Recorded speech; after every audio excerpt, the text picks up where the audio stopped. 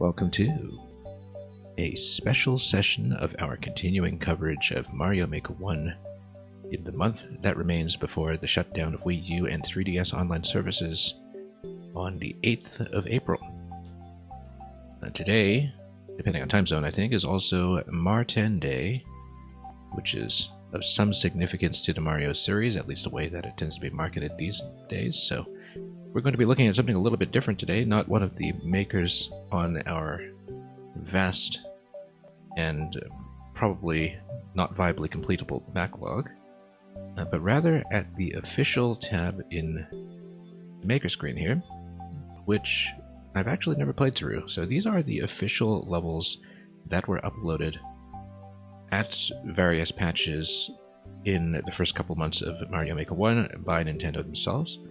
And they are sets of levels that are done in character for each of these characters that are from the Mario Maker editor interface, and of course Bowser himself. And there's a bit of a backstory to some of these as far as I know. So Mario and Yamamura are meant to be played as a set. Their levels were originally introduced as part of a Japanese webcomic series that I think might have been localized for the now defunct English Super Mario Maker 1 website at some point, where the idea is that Mario is a novice maker who makes garbage, and then Yamamura goes in and suggests edits and helps fix them. So we're going to be playing Mario and Yamamura in alternating fashion. I've never actually seen the webcomic, I've never actually seen any of this material, so we'll just be looking at the levels themselves and trying to discern what we can from the way that Nintendo was apparently trying to teach good level design. We'll be going through as much as we can today, but one of the highlights that we will of course be looking forward to is the Bowser account, which consists of 4 endgame challenge levels, which are kind of the capstone finale of the first-party content that was made by Nintendo for Maker 1. So those we will definitely want to attempt and complete today, and we'll see how our schedule goes and how soon we can get to them. But we'll begin with the Mario and Yamamura levels, so pardon any delays from the server because we'll be switching back and forth. It also bears noting at this point that because everything here is done through the course world, it is not clear at all to me that any of this content will be accessible after the servers go down, which is why we're going to be looking at it now. Even though it is official content, I don't know if it's actually at all downloaded locally. So, here's Mario. And Mario is going to begin with my first course, which, despite being uploaded about a month into the game, this 0.75% clear rate, and the many sniper thwomps that you see in the course layout tell me that maybe we're in for Nintendo's depiction of what it is like to not know what you're doing. So let's see how that's conveyed, just for interest.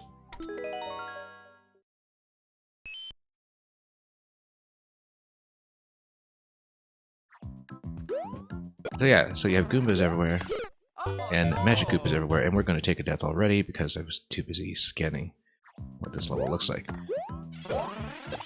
So this is Nintendo's idea, apparently, of what it's like to just mess around, and you see Sniper Photo Boost, Sniper Thwomps. You basically have to play through this cautiously, like you're trying to make it through an endless. Magic Koopas everywhere. And then we'll see. Obviously, we'll try not to get sniped by too much. It doesn't look like I'll be able to reach this one from here, but we can lower it and go over. We've got boos everywhere as well. Let's see what these blocks spawn. Anything they spawn, of course, we'll just knock below, and perhaps we won't have too much trouble with that. One up, sure, we'll take it. Oh, except we're going to miss that. Oh, we actually made it reasonably far, given the circumstances. Okay, no power-ups to be seen just yet, of course. And lots of projectile spam to contend with. We did pretty well in that first attempt. Oh, look at this Rocky Wrench over here, just hiding out.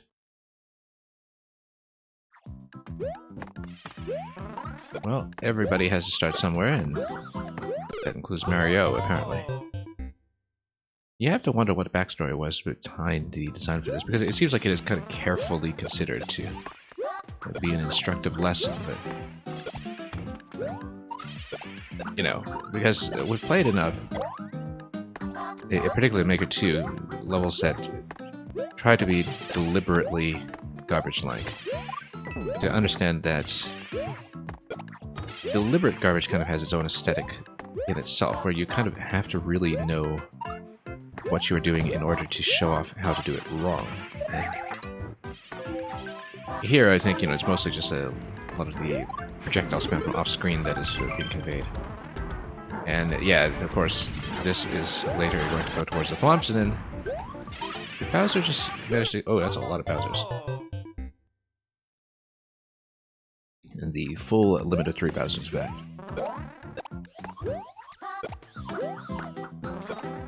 I also have to wonder how many people who were new to making played this and earnestly thought, yeah, this is great, I'd like to do this.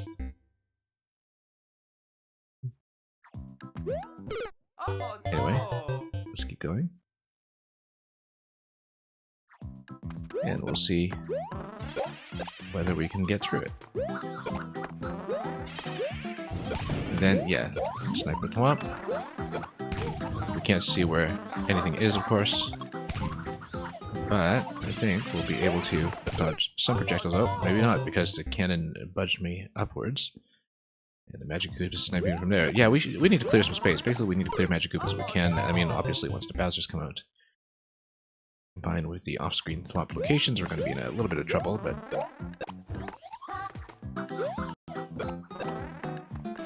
we'll make it through. Yeah, that's not a power-up anyway. Thwomp is going to go here, and then here. Yeah, we'll just try to gain some height and scout for thwomps whenever possible. Oh, he's trying to spin on the thwomp, and we totally didn't make it. And that is a lot of Bowser bullet hell here. That's okay. Maybe we can get the thwomps too. Oh no, of course not. Let's try to spin on top of that spike top. No such luck.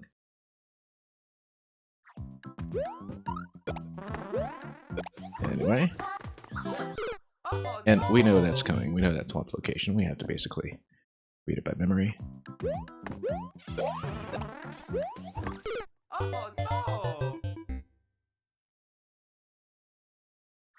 You also have to wonder how much was looked at when it came to the state of Maker 1 in the early weeks. Like I said, this was uploaded a few weeks in October of 2015. That was the original date for the release of the comic in Japan. I don't exactly know when the localization might have happened, whether it was much later or simultaneous.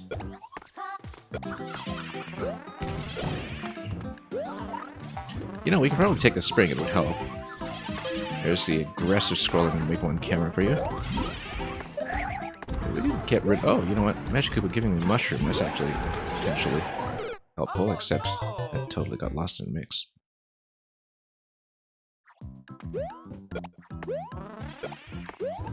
Yeah. Yeah, if we pick up the spring... Actually, yeah, we can potentially rely on that Magic Koopa's spawning a mushroom at some point if we want to see that, but... then we'll just need to navigate our way through.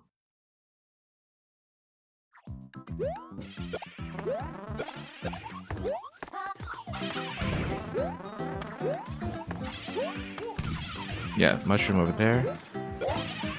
Oh. There we go. Now we just run it. Oh, that actually almost worked. And then you have Clown Car with a muncher coming up a little bit after that. But yeah, we can get a mushroom. I need great consistency here. There's a very poor emergency spin wall jump. Yeah, we're gonna try to weave a somewhat reliable path through it. And then... yeah, there is a mushroom that seems to drop in that location. It's not a Magic Koopa spawning a mushroom. There is a mushroom that I think is actually made available. Just in the field in the middle of nowhere. And so if we can make it through, then we can damage through a pretty sizable chunk. If we can. Yeah, it's definitely a reliable mushroom location. So if we scroll in, go for that spring, then with spring plus mushroom, we could very well be in business. We should actually clear space with the shells as much as we can as well. That's something that we haven't really considered carefully enough.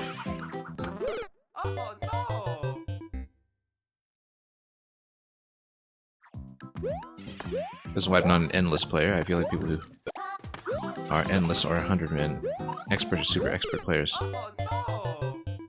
from having seen them play, they do have a particular method for approaching levels like this and exercising maximum caution, since they actually are optimizing for lives.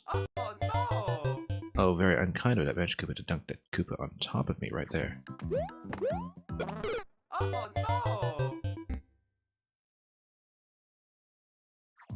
Anyway, we'll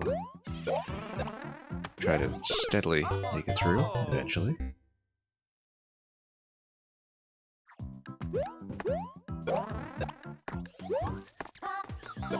Okay.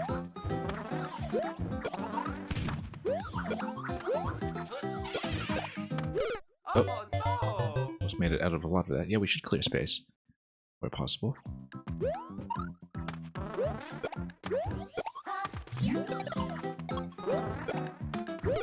Oh, that almost worked, except I didn't read the Podoboo location. That was almost okay. Not a lot of headroom to work with here. Going up through the top path earlier actually seemed like maybe a better idea, but we'll do it this way. Good. We'll just let that clear space while we can.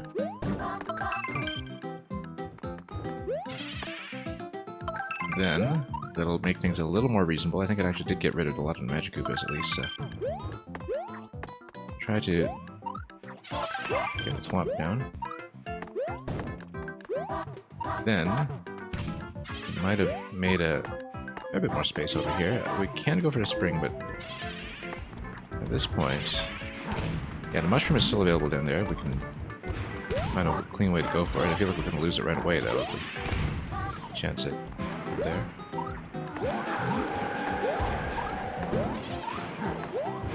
Oh, didn't account for the second sniper thwomp. That was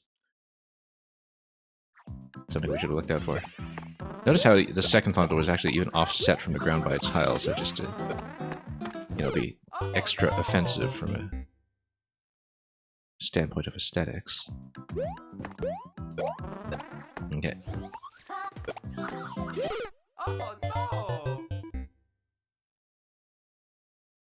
In some ways, I'm surprised the clear rate is as high as it is.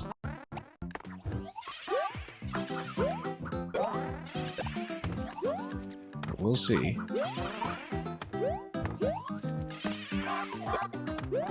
Yeah, I definitely haven't seen this. I think I would have remembered that something like this was in the game. The top path is much cleaner. Maybe we should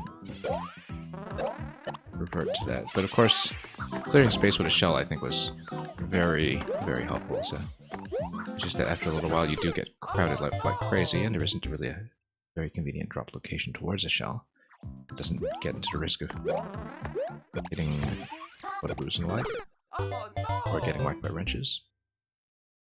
Just trying to develop a method here. Of course, shells aren't going to be any good once you get into the Bowser segment.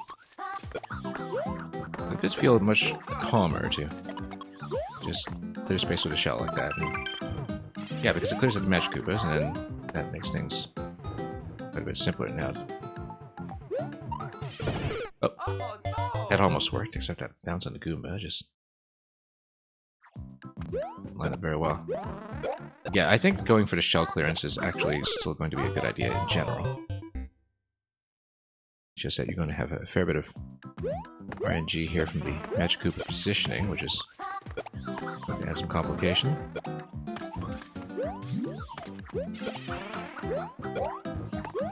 Yeah, ideally I'd like to go for that mushroom that we know exists and then keep it.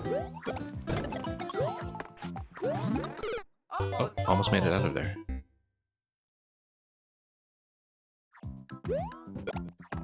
Well, kind of a wild start.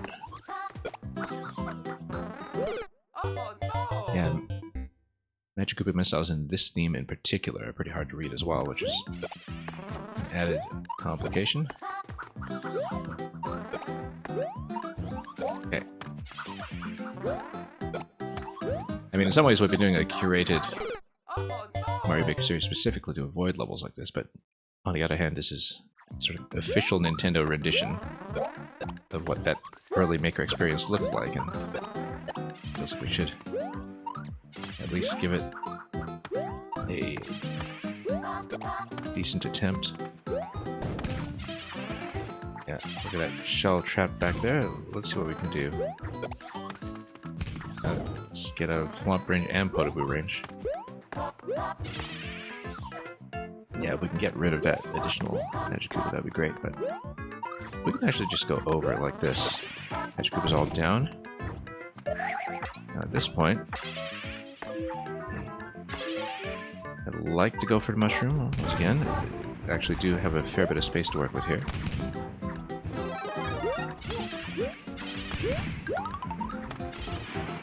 And you might even be able to do something like this and totally lose it.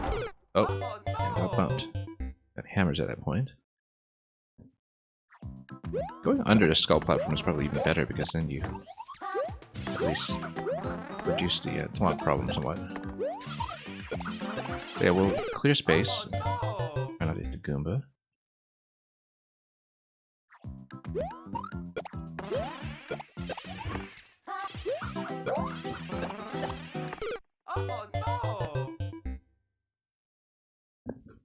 This must have been a wild time to clear check. I mean, you know, that's the kind of mentality that people have sometimes as novice makers. Says, I spent X number of hours clear checking this. Sort of expect to be praised for that kind of thing. Yeah, let's just skip over that stuff. We're spending too much time going for it when... Well, I mean, obviously reducing the Magic Koopas is a good thing, but... Oh, lost it already. And we know there's another one coming. Oh, look at that Thwomp over there. That was not well positioned. But yeah, if we can grab the mushroom and just damage through as much as we can, I think that's preferred. Look at that spawn. That was a snipe and a half.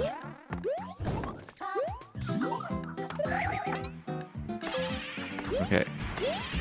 Yeah, let's just get out of range of those other Magic Koopas and then... Look at that. Sneak right through. Oh, that's one way to play it.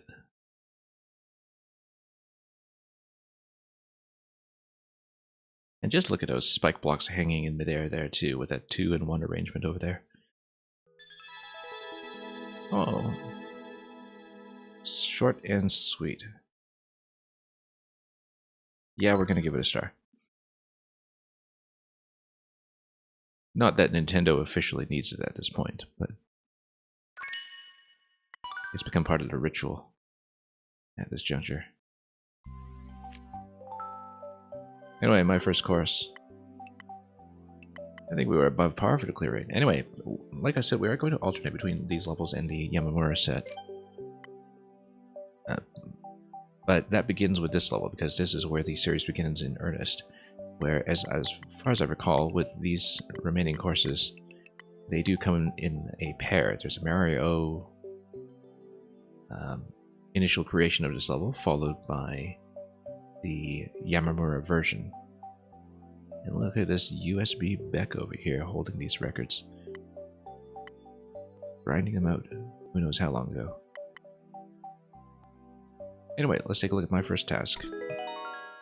Like I said, I don't know how accessible the original web content that was attached to this was. I do understand that, I think I saw that somebody actually did try to edit a video version of the Mario, or rather the Mario and Yamamura webcomic into a YouTube video that also showed off playthroughs of the level in some fashion.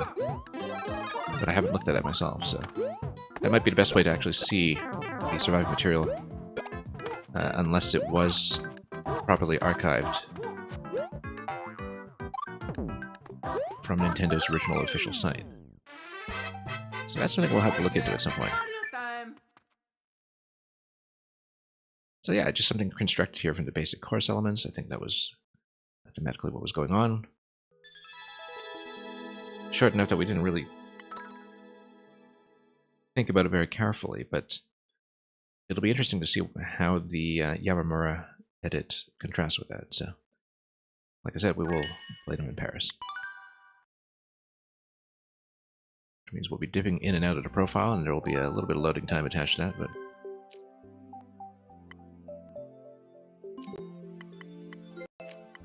so, here's Yamamura's profile, and Yamamura says, "Cool." And then, as you can see immediately, there's a fair bit of pipe reduction in this version here.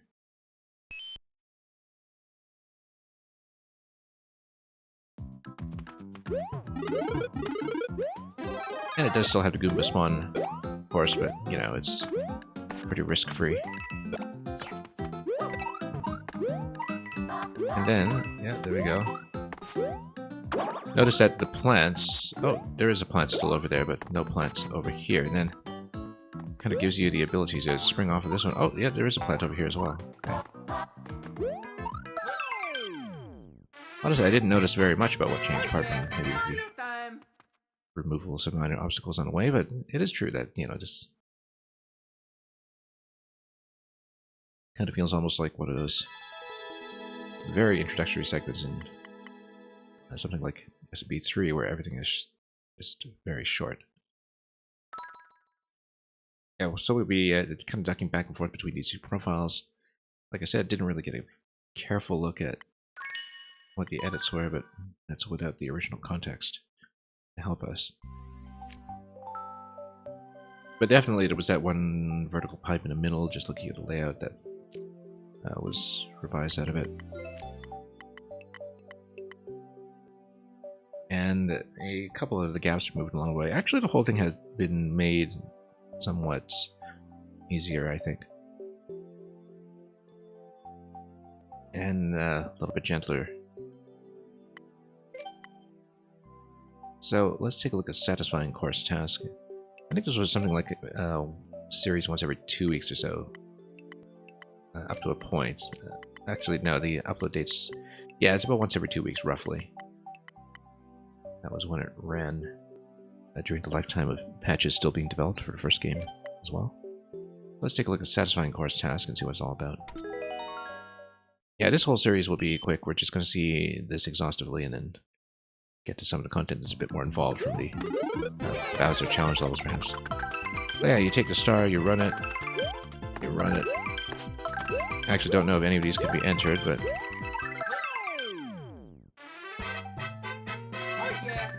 essentially, you run it with a star. If you don't grab the star, then you just bop on a lot of enemies, grab a few coins on the way, and big clusters. So yeah, it is very much a children's series about level design, as far as I understand it. That was kind of the core of where this content is coming from.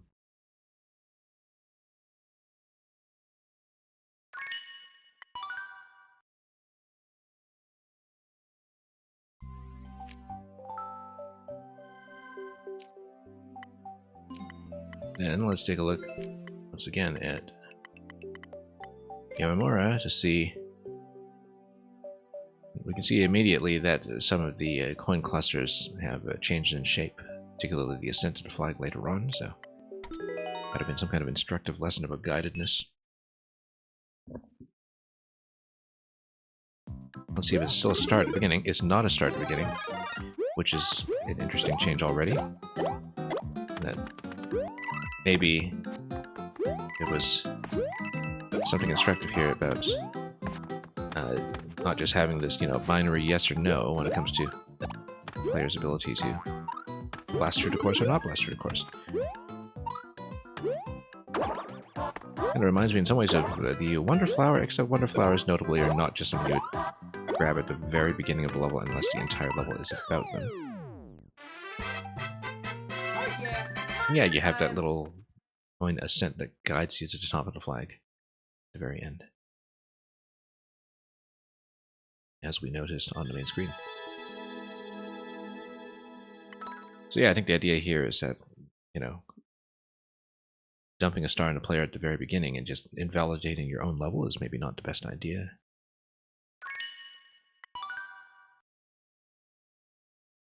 Although it does start you with a mushroom, kind of like 3D World all over again. Now, what's the memorable course? Let's take a look at this one.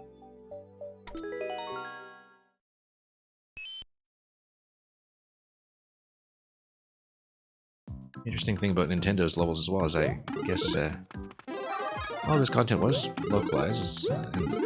Oh, that's interesting. Sure, let's grab this. And then, oh, let's not try to twirl while we're riding Yoshi. That's a terrible idea. Then we're going to have a thwomp over here, which is going to be some kind of instructive lesson about thwomps, I'm sure. It wasn't exactly off-screen, mind you, but... And yeah, look at a Boo that's camouflaged in the clouds here. That's actually kind of a neat little idea. Just to hide Boos here in the sky. Hiding them in the cloud. Cheap cheeps all over the place. Oh! Sure, let's try to get to the top of the flag just to see it.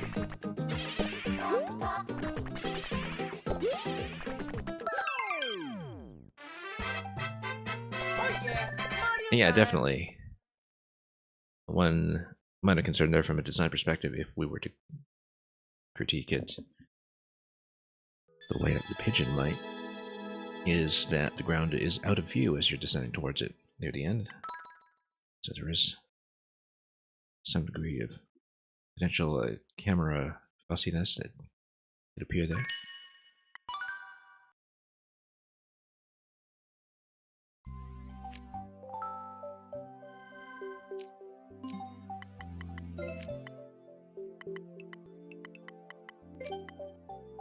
And then let's see what Yamamura does. Now that's interesting that Yamamura actually just takes out the ground and makes it almost entirely an aerial level.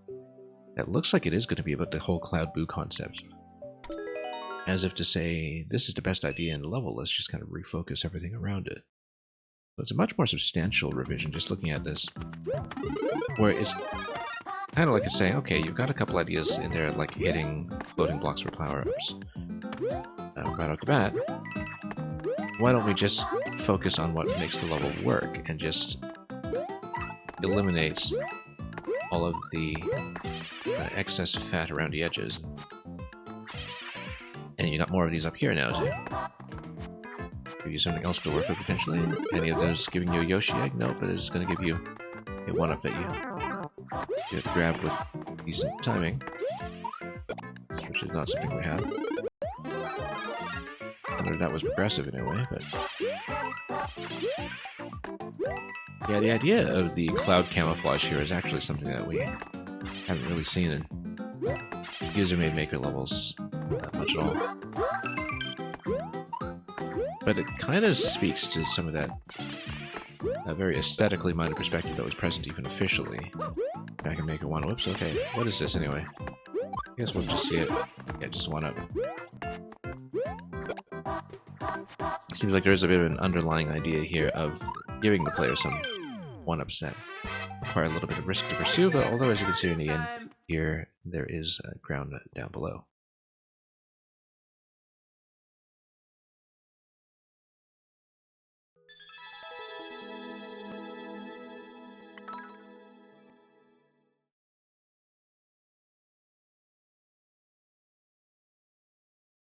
Like I said, we'll eventually have to look up the related comics content and see just how much or how little similarity there is to what I'm noticing about the way that these pairs are matched. Anyway, this is getting into December 2015 with a Yoshi course.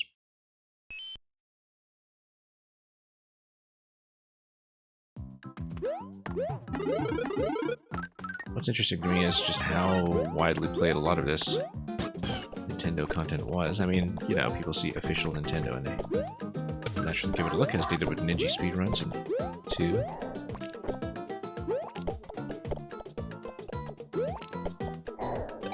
And then, look at that, almost satisfying. Almost. Oh, should have gotten that egg actually, but let's ride the lift. And basically a little Yoshi gate up here, and then look at that. Coins in the cloud. This little treasure hoard. Now again, we have a few issues of not being able to see ground over here, but there was no ground to see, so let's continue.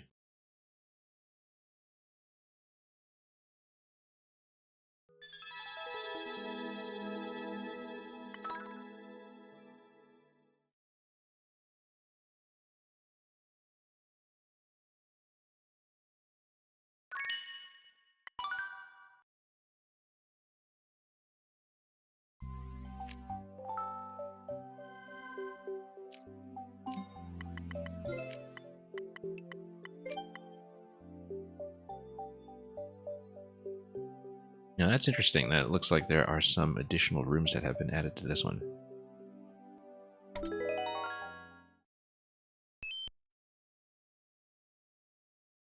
So it looks like each of these Yamamura levels kind of takes a different perspective on ways to refine one's level.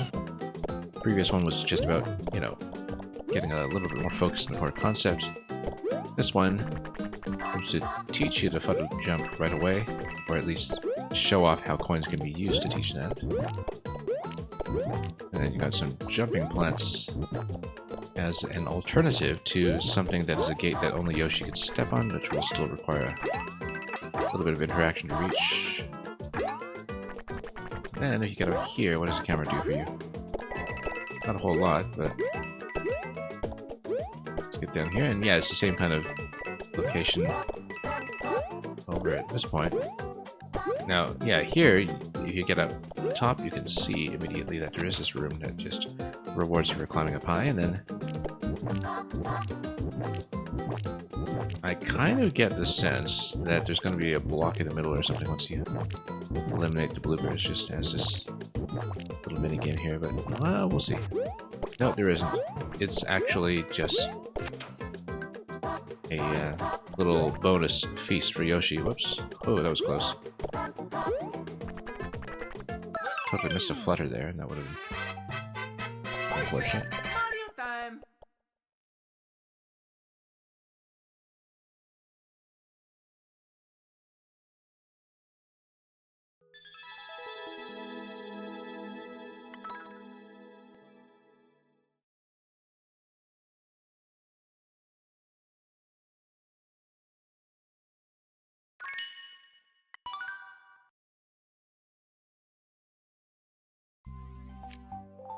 Alright, switching back to the Mario version. So now, as I understand it, this is where the levels actually do diverge for one episode. It's a Christmas special. From the bit of context that I was reading about these levels immediately before the stream, so basically there was this level design battle where Mario and Yamamura made separate levels, and then, you know, people who were actually following the web content at the time were encouraged to star one or vote for one, and that was just part of some audience participation in the show. So we'll see how Mario has improved in the course of battling.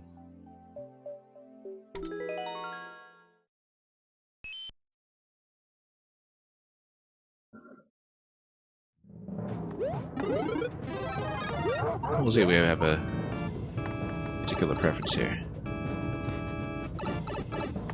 So we determine whether she's smarter than the pigeon. Now here's a little bit with a cloud. Okay. Yeah, you just have to ride your way forward. As long as you follow the trail, you're okay. You need to change clouds at some point, and we totally flubbed that because they're cheap. And yeah, we could do all of that much more smoothly. As you can see, you know, this is more and more resembling actual level design over the course of the series, as if to demonstrate Mario's character growth or something. Yeah, lines up quite nicely once you do get going.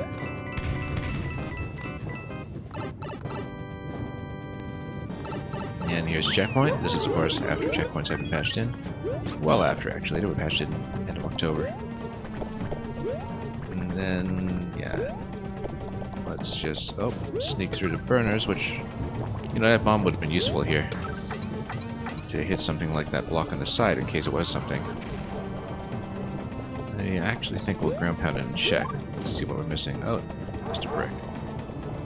Oh yeah, because I guess you could have taken the fire here and, you know, done something with it, but sure, let's grab it. Just in case we like it.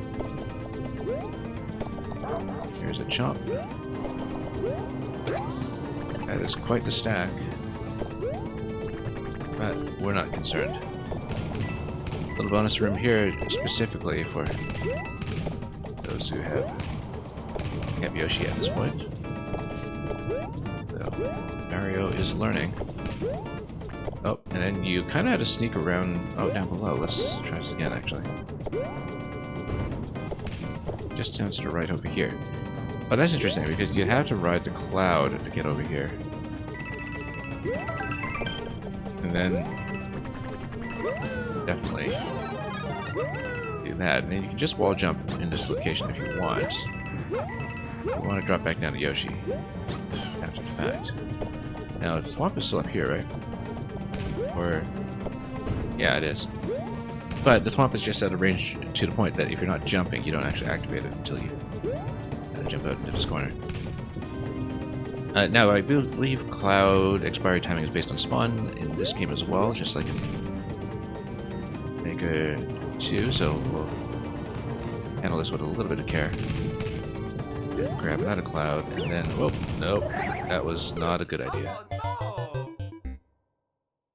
That was salvageable too, if we just paid attention.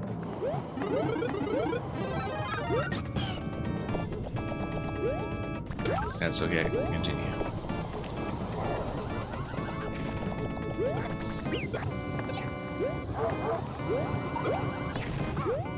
Luckily, Yoshi doesn't die to bombs. However, that could have got better. And then, oh, poor Yoshi. Luckily, the chomp pit will take care of that for us. Yoshi's running direction here was totally throwing me off a bit. Anyway, we know that this bit, if we ride it out, is going to be fire flowers, so let's just nudge our way over and then fly it out. We're still holding a shell, we are, okay. Let's unblock the pipe for a moment, grab a cloud. We're not flying around this way, that's a terrible idea. Oh, there goes Yoshi.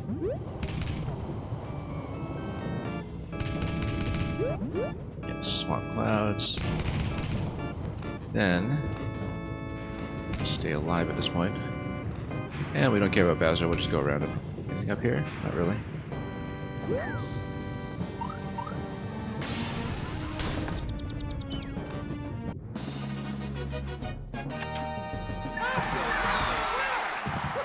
Yeah, 5 bars near the end took a surprising amount of finesse, but nothing too concerning. Now let's see what the pigeon did.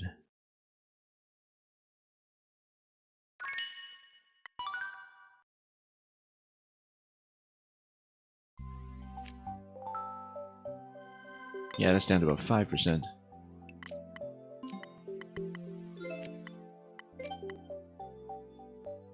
Yamamura's battle entry. Decided to go for the airship here instead.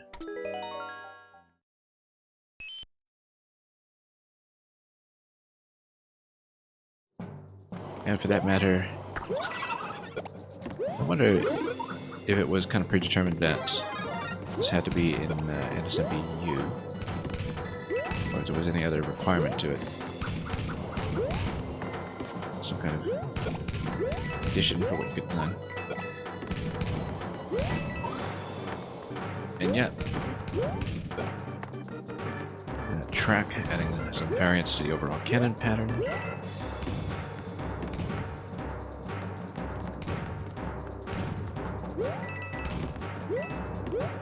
Always interesting to see some of the wilder official Nintendo content. Love the sound effect of this. Of course, that's going to drop everything, and then have anything we can jump on to get up on top? Thought there's just a reason to do it. Whoops, no. Nice little stack over here. Just loading all the cannons in after this much inspiring. And it's telling me, nope, don't even bother. Scroll stop's not in this game. And besides, it's an airship theme where everything's wide open. Oh, it's a little catch to star segment. That's kind of nice. It's a bit of an optional addition in the auto scroll just to make things nice and tidy. Oh, star physics here on moving platforms was maybe just about to throw me off. Power-ups are quite generous here. There's a lot of platforms. And the one-way panels here just to give you a bit of a non-lethal platforming check. And yeah, one platform there is always in a stable position, so it's simple enough to get out of there. And this is just a little bonus challenge for the flag.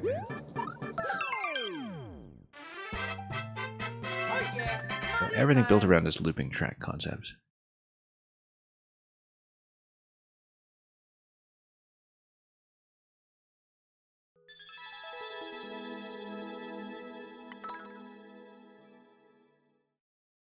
Very interesting to think about this in conjunction with some of the content we saw in Super Mario Advance 4 and the e-reader levels last year, when we ran that shortly before Wonder came out.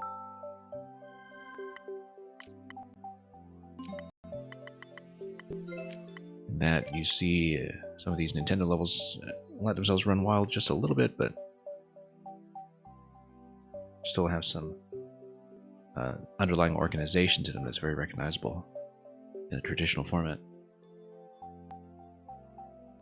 Anyway, this is going to be the last pair in the Mario and Yamamura set, and this is from March 2016, so I believe this was after the last patch for the game, and the last notable patch, so probably, well, I mean, it's a key course. It's going to incorporate the key doors that were introduced and function as a bit of a mechanical showcase for that, so let's see how it goes. And we're going to see some amiibo.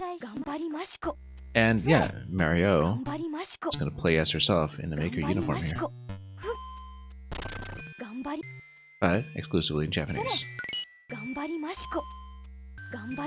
Someone will have to tell me what she's saying if you do in fact speak Japanese.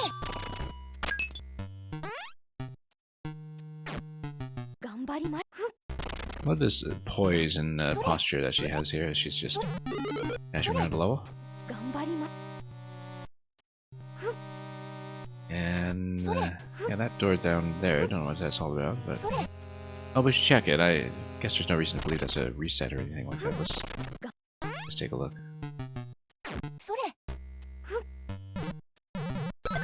Yeah, so it's a key collection level in some ways. We have a key door that's coming, and we don't exactly know what else that entails. Yeah, basically you have to hunt for the key first, and then go for the next key door that you see later on in the section, perhaps. I wonder if these two pipes are matched. I want to check over here first to see. Yeah, just a little bonus segment.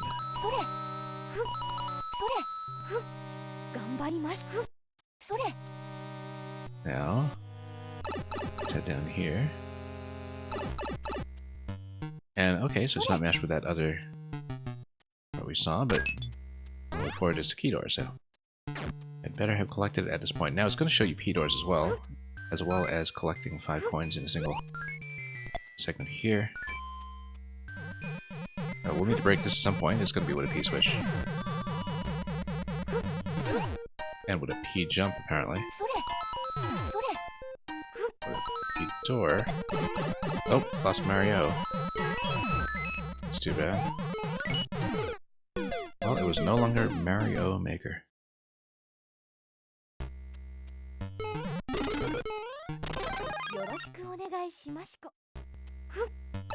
Whoops.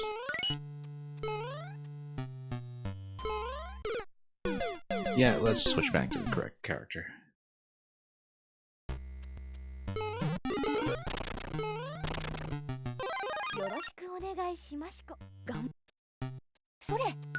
Yeah, there are definitely regions where their names sound the same. Mario and Mario.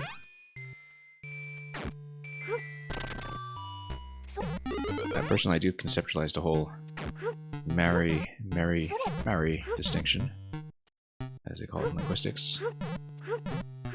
Didn't I step on a key somewhere here?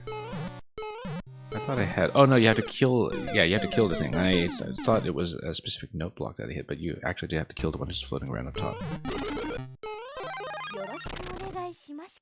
Anyway, gonna take every opportunity to do her little taunt from the up input.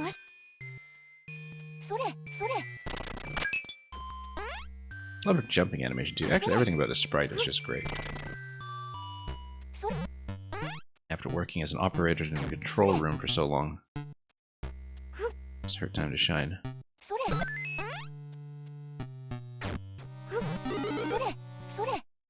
Still with the headphones on though.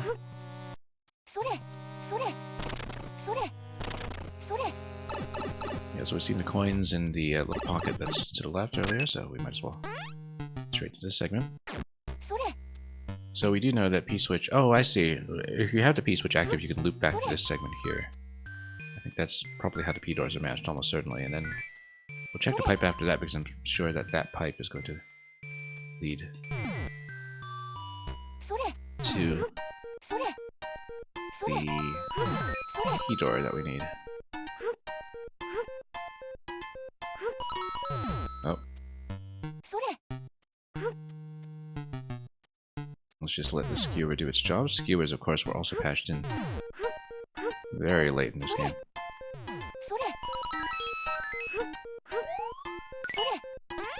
Wrap back around here, and then back upstairs with a key.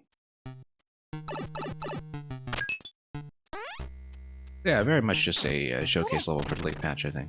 It's quite the case. Do I have something to hit that will allow me to get up to the flaggy screen? Didn't really go far enough at all.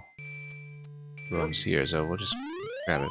Kind of surprising that we couldn't hit the top, but we'll take it.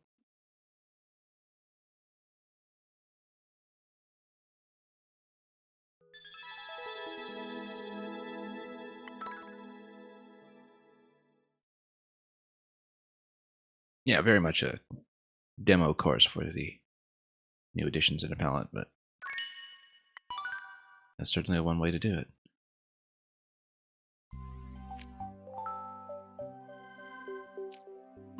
%5 seems surprisingly low for that, considering. But, I mean, I don't have any intuition for the clear rates in Maker 1 anymore. Particularly after years of Maker 2, and also just, you know,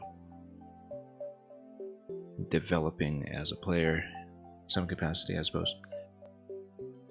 Anyway, Yamamura's key course, I think this is probably just a revision of the previous one. Looking at the layout, see exactly how that was done.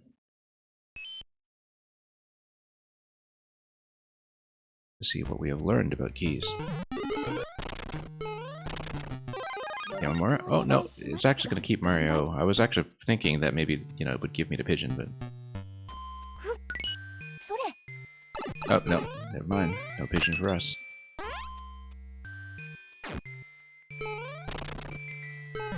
Yeah, you see a little bit of change in placement over here already, in fact, I think.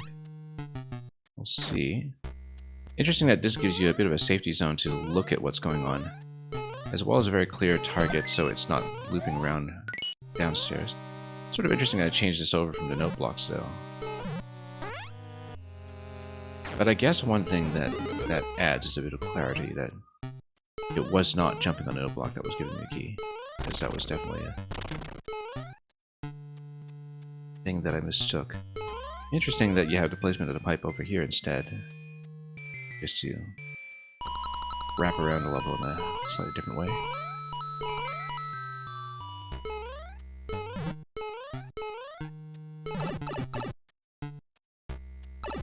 So you really do have to make a very active input to do that. Notice how the different parts of the level are kind of matched with each other now as well, geometrically, in terms of how the spaces relate to each other. Much more of a Maker 1 consideration where rooms were not as hermetically sealed off. But yeah, this segment looks like it's been completely redone. All the coin placements here. But you do still have the return path with the P-switch, B-door that's gone.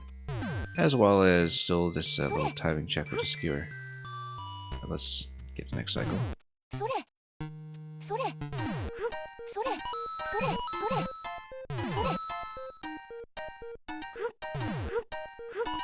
And yeah, now you can actually jump directly to that instead of having to double back, which I definitely noticed it slightly. Now, one thing here is that you kind of have to remember now that you did come in through the door and that the way forward is through the pipe, but it's not too tricky to put together. And yeah, now it lets you reach the flagpole. I think this is one thing that the revision was here to teach you, is that you should in fact let the player make a run at the top if you can.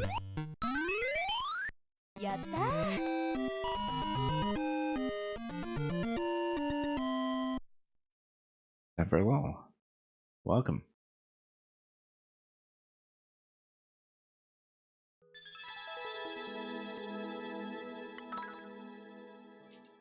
Yeah, so we've just been running the levels that are on the official Nintendo accounts since they're on the live servers, and I'm not clear that they will be accessible locally. I've never actually seen them.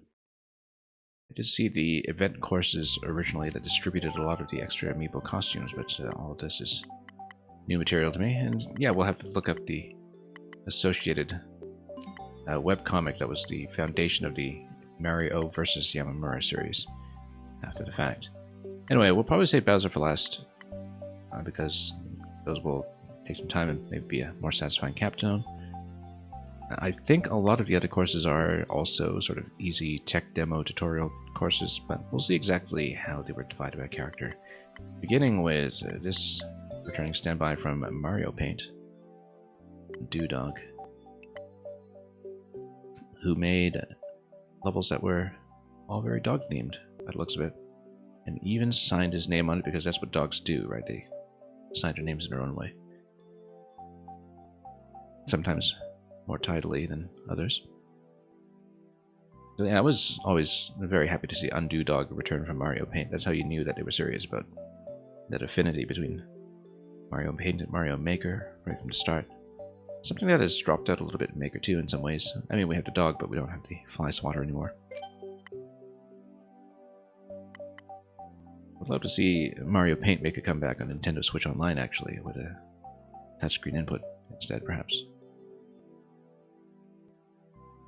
I don't know, that would emulate the mouse features very well, but anyway, Dewdog's levels started up a little bit later after the Mario series got underway, beginning with this one in November 2015. Very high clear rate to it, so it might just be more of an aesthetic Doghouse experience, but we'll see what it is. We don't expect him to be a flying ace on a Sopwith camel here. But here's the Doghouse. And it's going to bounce this, and very satisfyingly, it's going to wind up in the chimney. Also notice that it starts you right away. Oh, undo, yes. Okay, yeah, I see. Okay, I understand it. So anyway, what I was about to comment on was that, unlike Maker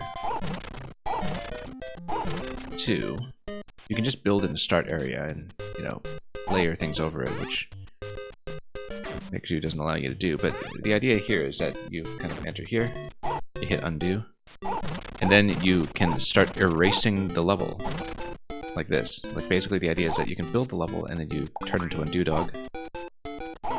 Duck Hunt Undo Dog. And you can actually peel away some of the blocks as you go, because now you have the ability to hit things. So it's actually a purely thematic vignette in a way, where you undo the house and then you grab this bone over here. Yeah, I was wondering how the character themes would actually be relevant, and I don't know if these are supposed to be the dog raiding the garden or something, or but it's like Duck Hunt where you're seeing moving targets that are sprayed everywhere. This looks like it's supposed to be a P-switch. P-switch? There we go. And we'll just run it. And then what is this? This must be a vine. Followed by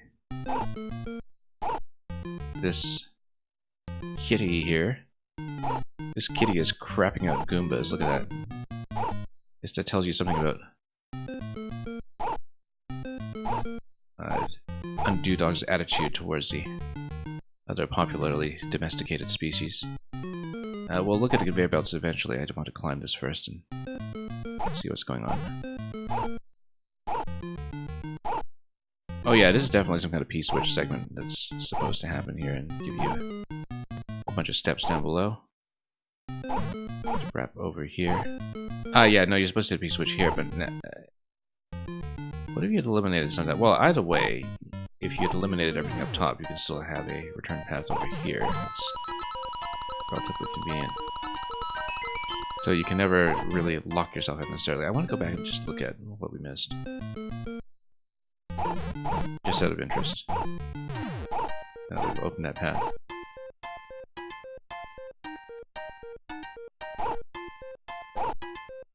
Wonder if the piece, which is also somehow pertinent to the undo theme, but nope. Can't seem to undo much of the cat. Well, let's just continue. Oops. And not miss too much along the way.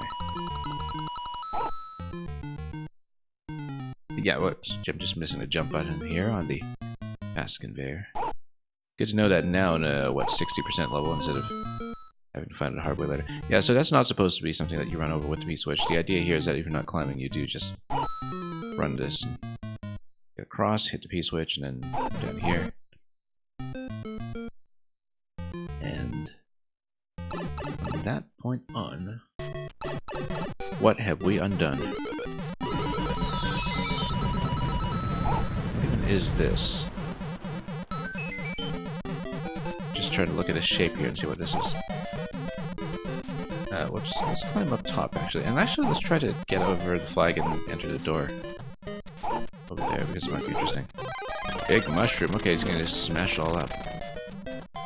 The reason he would smash it all up is I was not expecting big mushroom here. At all. Oh, interesting that you have this donut block over here. I should have made some steps or something to make this actually viable. Oh.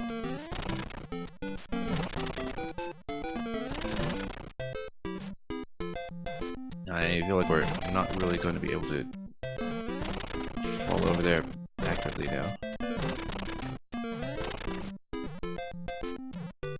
Yeah, I guess the block just sends you back down.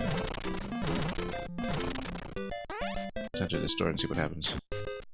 Oh, and then now you can really pretend to be Undo Dog, just erase everything and just smash up the whole place. Yeah, because that was the initial door that you get into when you undo everything. It's a neat little bonus. Not the big mushroom from NSMB though, so I'm not going to be knocking over all of these pipes. And this was just a P-switch segment over here, so I don't think that's going to be too relevant to anything. However, yeah, the issue is that, of course, you do have that one tile gap later on that you need to fit through, which is going to be a hindrance to Big Mario if you're going to enter the underground segment. So let's just go back here and see what else was smashed up. Maybe get up top. just get over its donut block to see what's going on. Yeah, you can totally walk up top here. Oh, that was a bad idea. However, you can still maybe fall off the top there.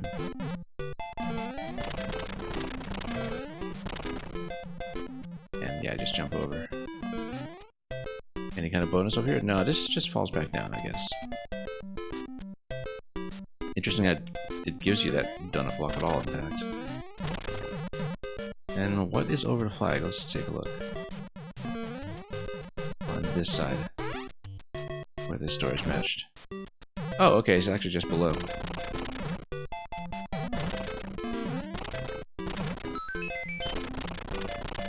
Well, let's undo the dog.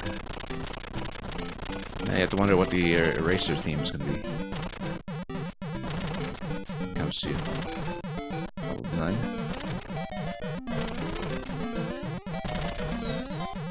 Pretty good at level not to lock me at all, actually, while we're smashing up the place. Oh. And triple. Oh! This craps you out of the cat. And then you can eliminate all that, but then this brings you back to the start of the cat zone. That was interesting. That was not what I expected out of that pipe at all. That you enter the pipe and it, well, does what it does. That's okay, we can go back to the starting door then. I'm glad we saw that in its own way, even though I suppose Undo Dog got what he deserves from his feline friend.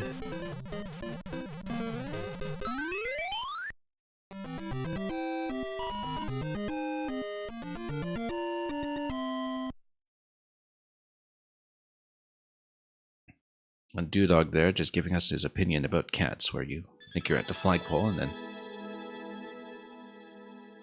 next thing you know, you suffer a rather less pleasant fate.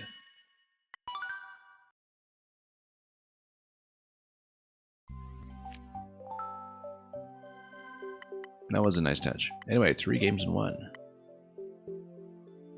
Like a pirate multi-cart back in the Nintendo Entertainment System or Famicom days. Let's see what exactly this entails and put Undo Dog in charge anyway.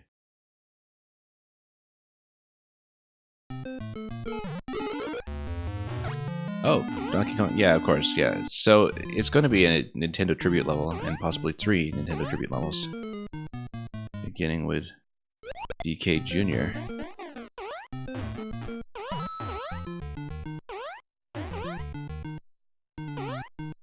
Not just any old DK either, specifically DK Jr. Looks of it. Unless this is the standard Donkey Kong sprite in Maker. I mean, it is the DK Jr. sprite, it's just... I don't actually know what Donkey Kong Amiibo gives you, sprite-wise, whether it's the same one there. P-switch... Oh, yeah, you need to kick a shell towards that, and then land a blaster on the P-switch. Okay, that's simple enough. To avoid the temptation to bump things with Link here. And then that opens up the door. However, that also opens up this passage, so long as the P-switch has not expired.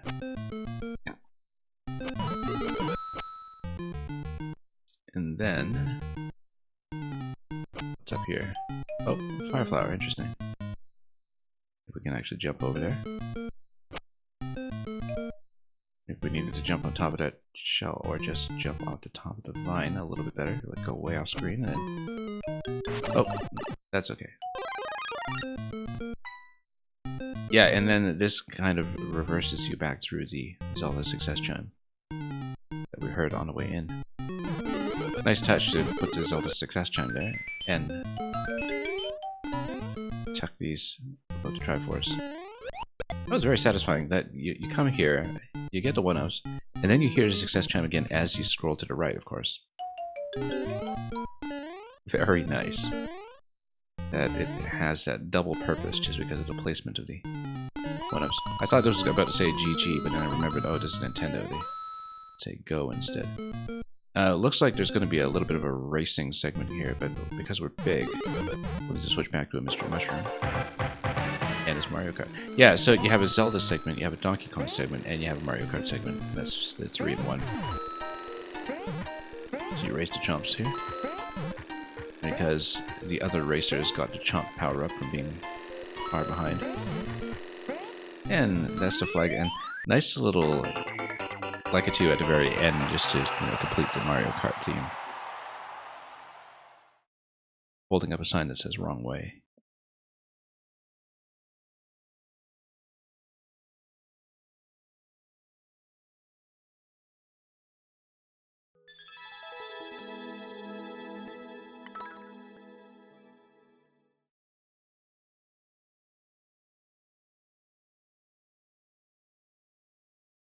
Anyway, let's keep going.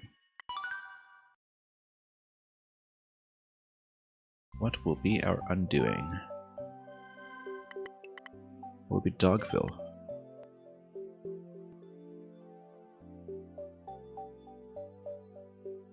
Maybe not where I expected to find a Lars von Trier themed level. I am thinking of Lars von Trier, right? Probably. Anyway, Dogville.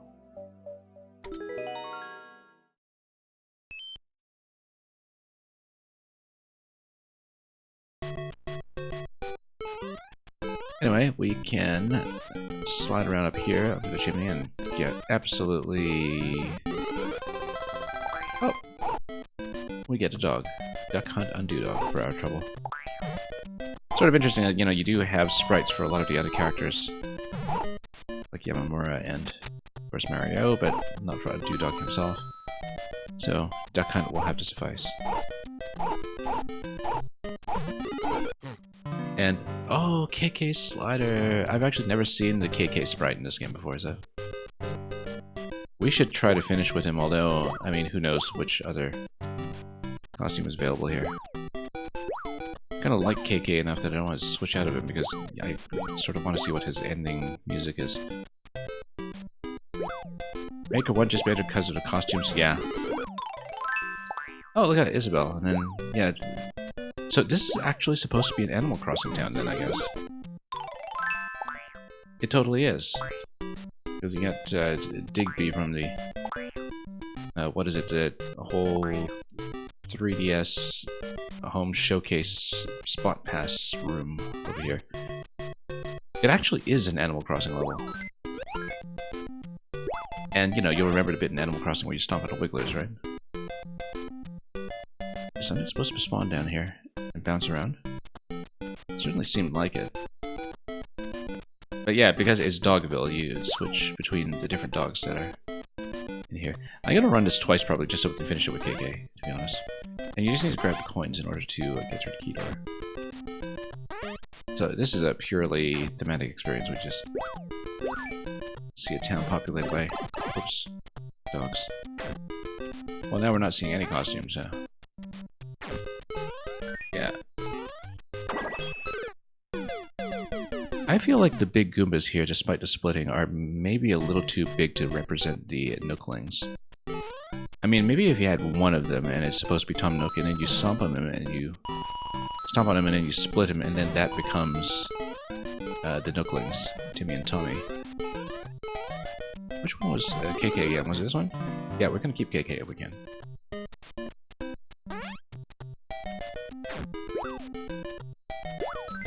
Who's the Wiggler supposed to be then? Worming his way around.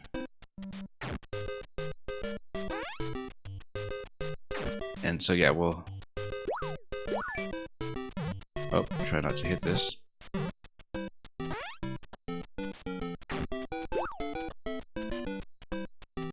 The spike top there, I think, is supposed to be Julian the Unicorn Villager, who's in a constellation-themed house. Astrology-themed house, but I guess the ice block conveys that accurately enough. I suppose this is supposed to be Nook's Cranny or something. Anyway, it's a dog's world. A dog-eat-dog world. Over here.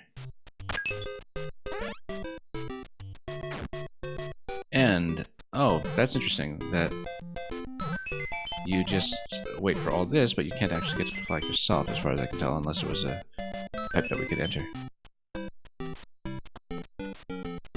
Even if there is a pipe you can enter, you can't reach the top of the flagpole from that side anyway, so let's just grab this and hear KK's ending music.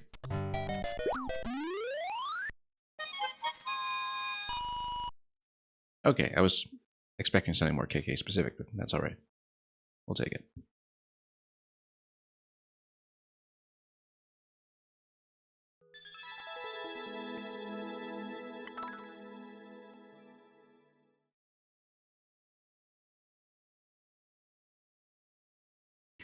They should do Melancholia next.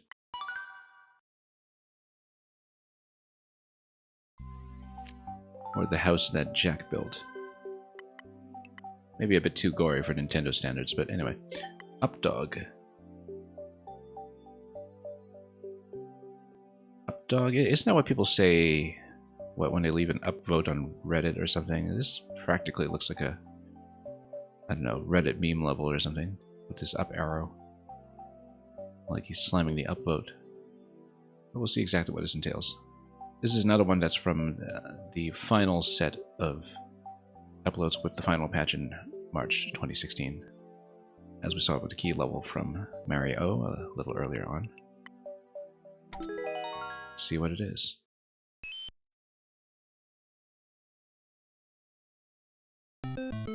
And yeah, you're supposed to grab a costume. It's gotta be a dog costume, I'm sure. Duck Hunt once again. Yeah, Duck Hunt stands in for Undo Dog here because,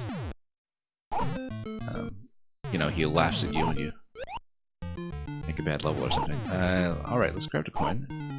Looks optional to me, but we'll see if that's actually the case. Pipes are going to be as fussy as always. And these are vines for sure. And let's see if it's the same costume. It is. And then we just jump around and... Oops. Said jump around. Without slipping too much here. Oh, let's... hang right. Unfortunately, the duck here isn't going to give us very much lift.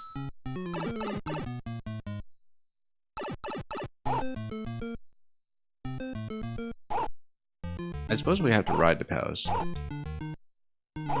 But we'll have to do a slightly better job of getting up to that coin. Perhaps we do need to go further and climb and climb and climb, hence up dog.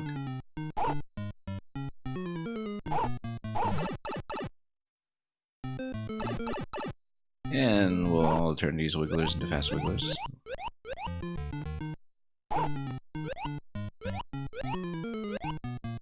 Yeah, I could have very easily bumped our head there, but not so, not this time. Whoops. Whoops. Yeah, I mean, you can basically grab more costumes and try as much as you want, so it's a very gentle level. I say as we fall down yet again and fail to get over it. With benefit, foddy or otherwise. Okay, let's back up.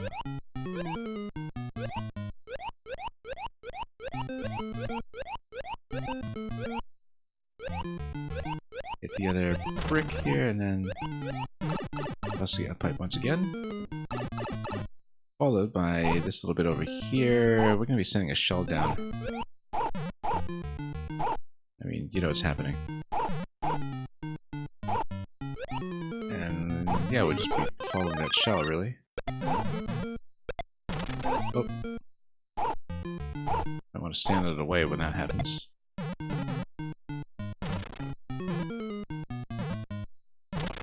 And we'll just let the duck stare at the viewer here.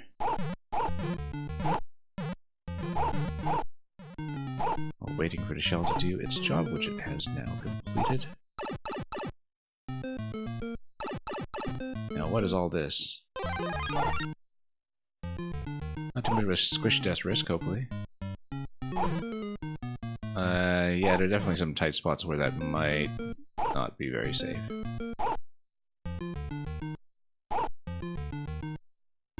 And we should look for that coin. Not quite a squish, but definitely close enough to look threatening. You never know about some of these tight corners, so...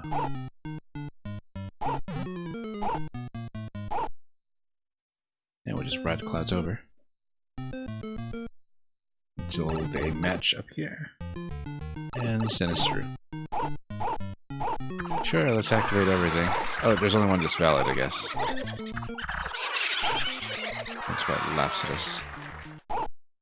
Like it thinks it's funny or something. Oh, totally missed it.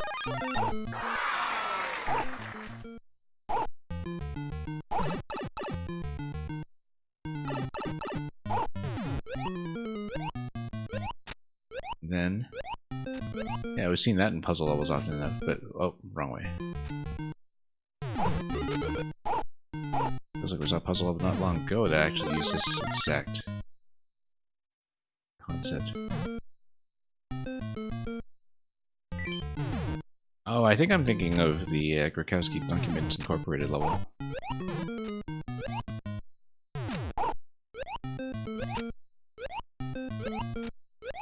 Where you basically have to drop a whole bunch of cannons into place to give yourself tower climbs like this.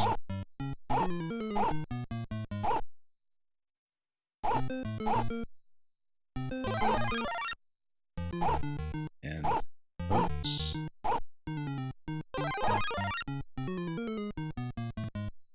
Let's ride it over.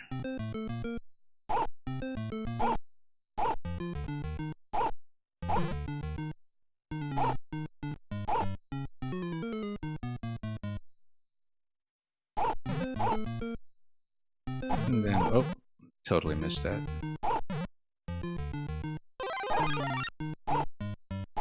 This actually is practically a getting over it level in some ways, but with some very intriguing ideas, of course. Okay, one more coin and then... Oh, I keep thinking one more coin because, of course, I'm used to the safety coin standard. I'm not actually expecting safety coins of Nintendo or anything. I don't think we even had a checkpoint. Or did we? Don't remember. Anyway. Let's keep going. Could have just gone over another costume, but oh, instead... well, died at a skewer with 9 coins. Okay, that's fine. Checkpoint was right there. And we are back to start, so... given a checkpoint was right there, I wonder if there is key death prevention in a Nintendo-made level, but... again, safety coins were not at all standard back in 2016 from what we've seen, so... got so close, too. Getting a checkpoint with 9 coins in tow, so... let's just do everything once again. And of course, given the lack of vertical space, this is just kind of creating the illusion with these pipe transitions of a continuous vertical climb up the tower. Oops, missed a jump.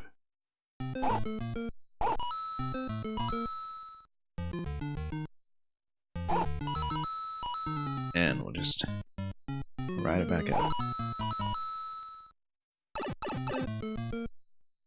I was a bit concerned about the skewers too, and clearly didn't take the threat seriously enough. Right, might as well ride this out until the next set of POWs comes available. It would have been nice to see that spawn just slightly earlier, but that's okay.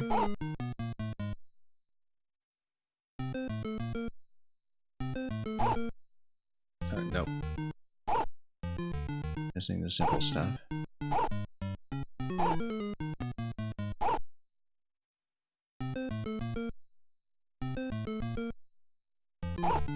Okay, let's watch it.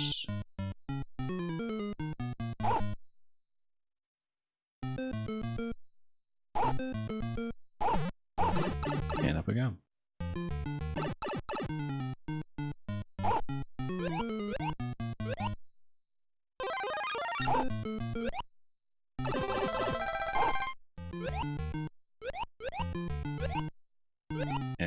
then here.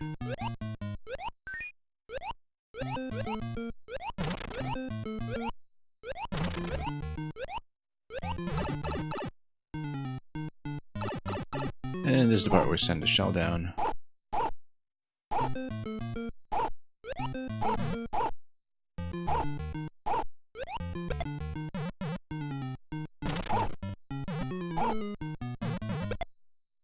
Yeah, I just need to retrace our steps, really.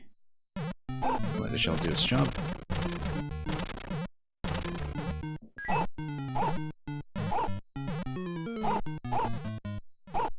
Up we go. And through. Okay. Now we'll see once again if there's any possibility of a squish death. Not that I'm trying, but it's the kind of thing that does happen. Well, I mean, it's not like a Sonic Maker or something here. It's not going to be as rough about that, perhaps.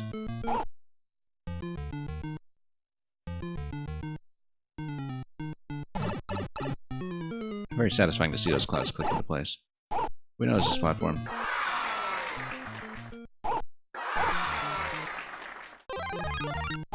And we were away if someone first clear sniped you earlier. It was the only one you had a chance of clearing. And you did, but not before someone beat you to it. Yeah, I saw that 0% is at about, what, 40-something remaining now? I also tried trimming the herbs. Looks like it's the big holdout right now that the really advanced players seem to be working on. So what kind of level did you consider one that you had a remote chance of clearing then? And actually cleared? What kind of style are we talking about? Is it more Kaizo-oriented or precision-oriented? Or... There's a terrible enemy spam level. Okay. Yeah, actually, I kind of saw that a lot of the remaining Japanese levels don't really have that many attempts on them, and that, you know, or at least didn't before the Team 0% people started logging this kind of thing. It looked like there was quite a lot of low-hanging fruit that just hadn't really been looked at yet. Oh yeah, we need to go to the right side here.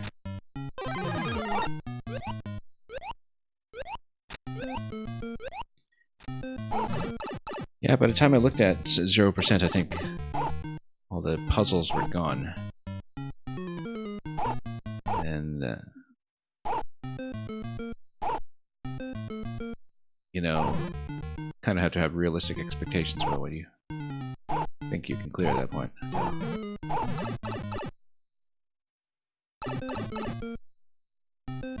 We actually just saw a terrible enemy spam level today by Nintendo. But it was the kind of tutorial level that was meant to demonstrate the concept of why enemy spam is terrible. So they have an excuse. Can I actually fall into this? I'm trying to figure out if I can. We need to reload this again, I think.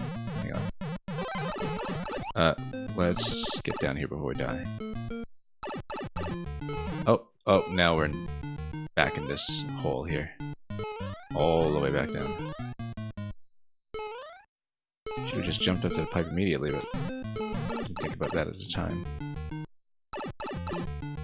Can we get a shroom here, please?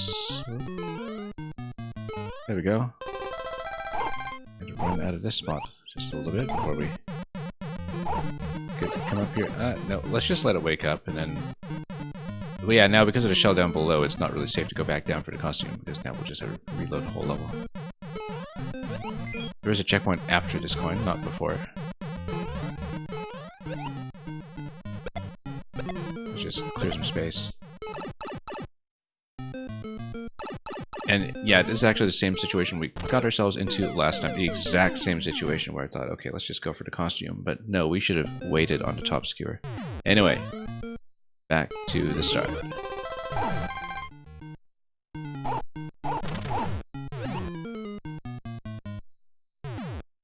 Attempt number 3. Yeah, I made the same mistake last time that we went to the skewer room without the mystery mushroom on hand, and then thought we could chance it. Bit off a bit more than we can chew, which is, I guess, something that is thematically accurate to what dogs do, but... Yeah, we see our fair share of oops around here, for sure.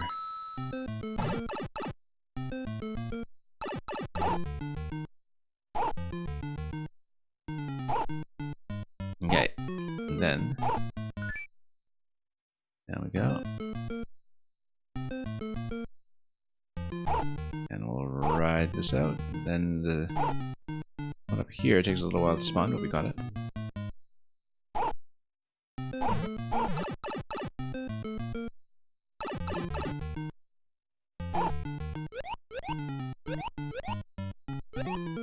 Okay, let's just grab this one. Coin up here, right? Yeah, that's right.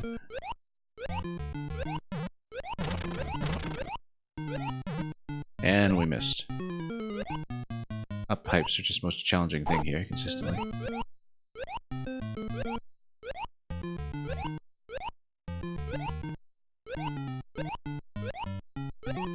Nope, haven't found a good position here yet.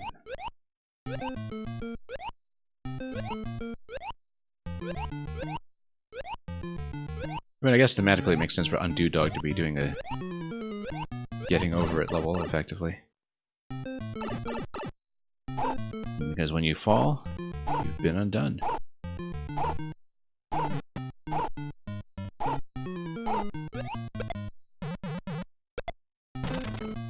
And let's just let it deflect. And take a moment to just watch it. Bit of a coffee break moment there.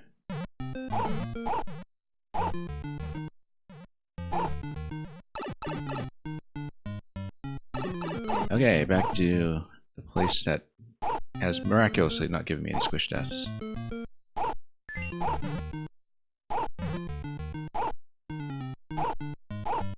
Up we go.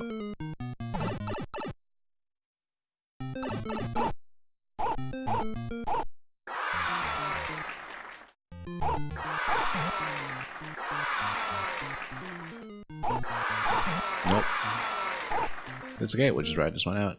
Ones look like they're theoretically optional anyway, we just haven't seen the key door. We do know it's 9 coins and then checkpoint, and then kind of implies to me structurally that maybe the last one is a safety. But we'll... Oh, whoops.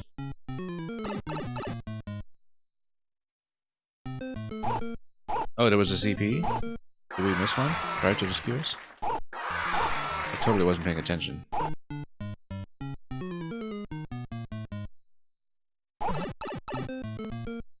In the last room? Okay, yeah. I didn't see it at all. Well, now we know. That's okay, hopefully we won't have to think too hard about that.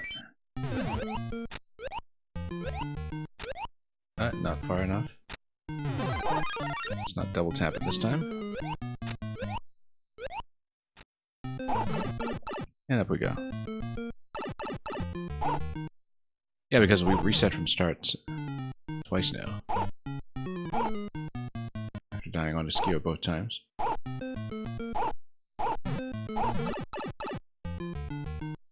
But we should try not to lose the mushroom here, because yeah, we have a shell. If you have a shell down here, the right move is to kill it with another shell. We do want access to the mystery mushroom if we are in this kind of situation.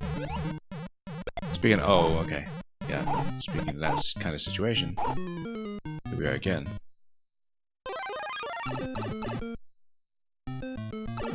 Jump up immediately and miss. That was the same issue we ran into last time, is that re-entering the door is not trivial.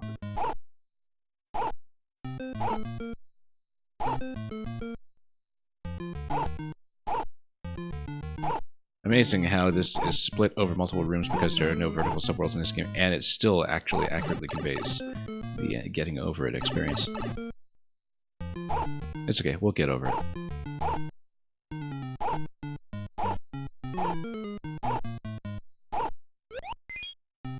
Again, very thematically appropriate to this character. Not Duck Hunt Dog, but Undo Dog. Okay, let's actually wait it out this time and then grab this. And yeah, we are in the safety zone. just barely. And let's let it punch. No safety coin, so let's be cautious here. Very cautious. And look for the key door from here. There must be one. There isn't one. Is it on the other side of the flag? It is on the other side of the flag. Now we have to be careful because the thing about make one flag is that if you are within a tile of it or so, you get clipped down towards it.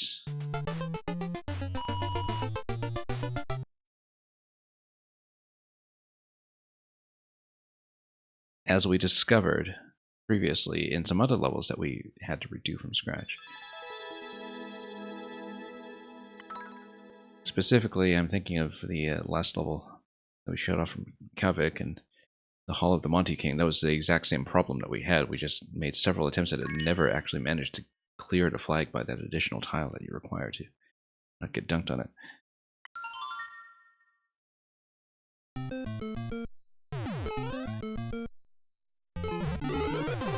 I mean, I wonder if it can be bypassed. It must be. There's got to be something there.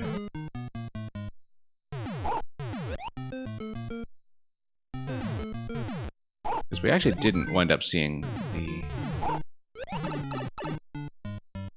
secret in Hall of the Monte King specifically because of that. That we just had a full reset every time we failed to get over the flag. The make one way. That's right. We'll hopefully not spend too long on this.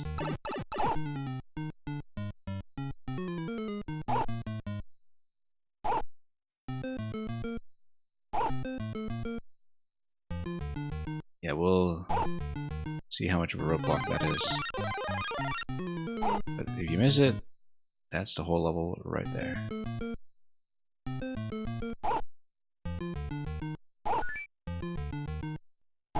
I've got another one, good. Oh, yeah.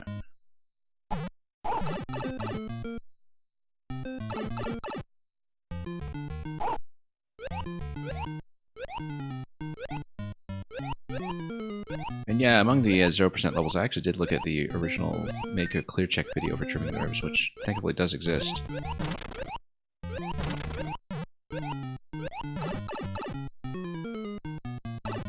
And it'll be interesting if that does turn out to be one of the last holdouts, which, I mean, it already kind of is, but...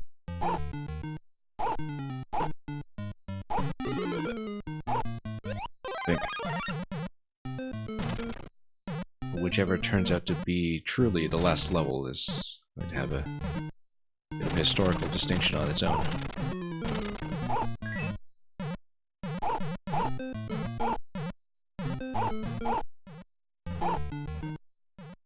I haven't looked at all at some of the other Japanese levels that are still up in the air in terms of being up for grabs for clears.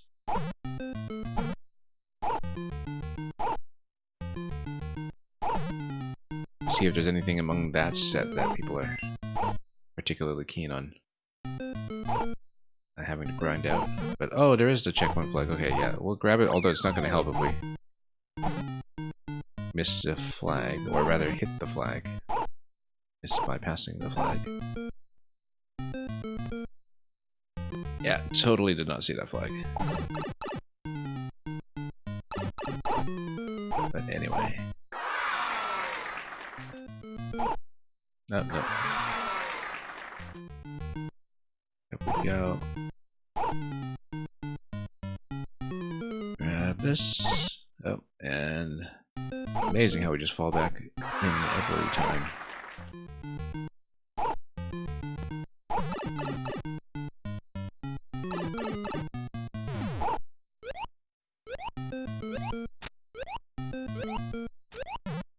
There we go.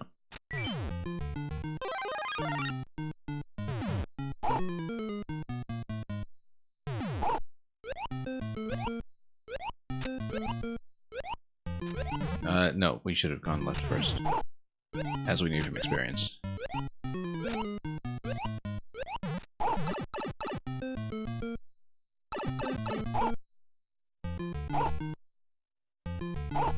And then up we go.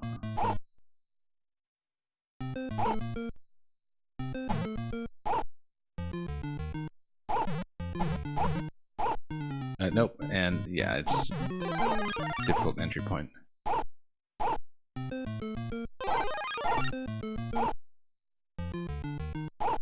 We'll try to fix it.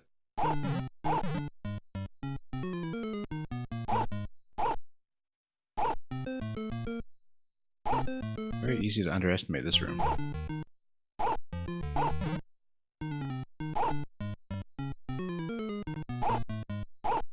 It burns a whole ton of time, too. I mean, if we missed a flag, we'll be back here soon enough. So. Rather, if we hit the flag, we'll be back here soon enough.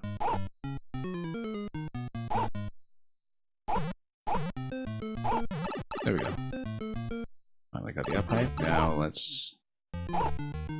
extra careful.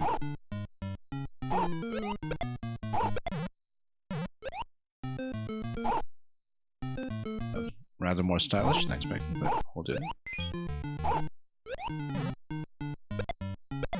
I mean, I wonder if there is something through the door. We can always check in the editor at some point, but I would assume so, just given the way it's laid out. There's a bit of a final challenge here, although you get the satisfaction of just plugging the key into the ending, otherwise.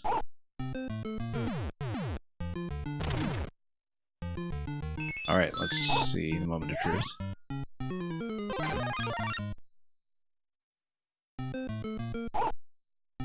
Yeah, I need to build up a bit of a dash towards it, perhaps.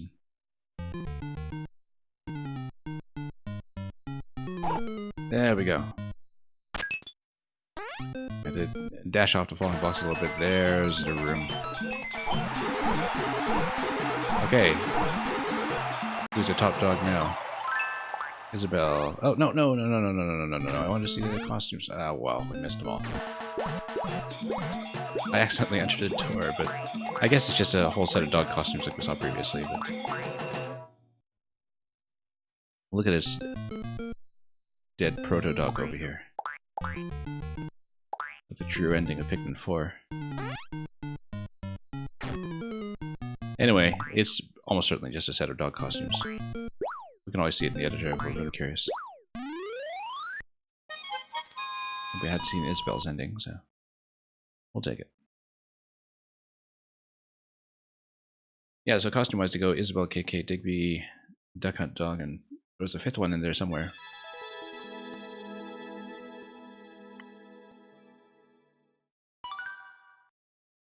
But we're not checking it. That's plenty enough. Okay, so much for Undo Dog. We were definitely undone.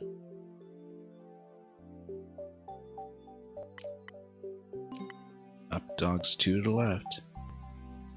Alright, like I said, we're probably going to save Bowser for last if we can, and you know, just blast through everybody else first, because I think difficulties of some of the other ones are likely to be similar to the Undo Dog set. I mean, I'm just guessing here. I don't really know how much we're going to be dealing with. But starting with Core Spot. So, if the Core Spot makes levels in the Core Spot, what exactly does that entail stylistically? Well, let's call a plumber and find out.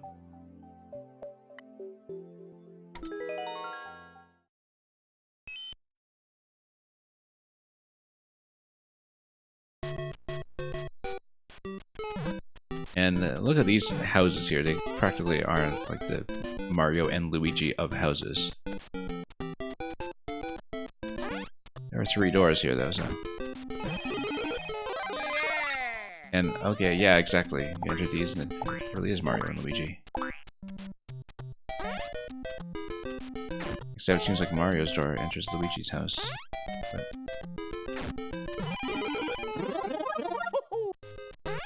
Anyway, there's M and L. Let's actually check the top first before we go through the remaining door. Nothing. It's very aesthetically clear what's going on here from such simple elements. Anyway, it's kind of funny because this is almost like a preview of what would eventually be the opening Brooklyn sequence in the Illumination Super Mario Bros. Movie. Oh, and it's classic Mario Brothers. It is totally classic Mario Brothers, but then how do you get through it? By sending something through the side, probably. Oh, sending it through this side, I guess. Yeah, you get to play classic Mario Brothers in this. I've seen some other people try to remake it, you know, on their own profiles before, but it was contextually kind of a pleasant surprise. With the Koopas standing in for the Shell Creepers. And look at that, we got a secret Toad.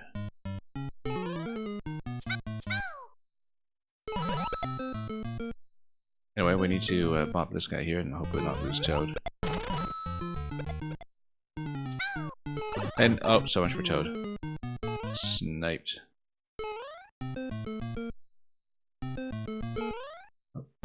Okay, didn't fall in the gap at least. Nothing in that pipe.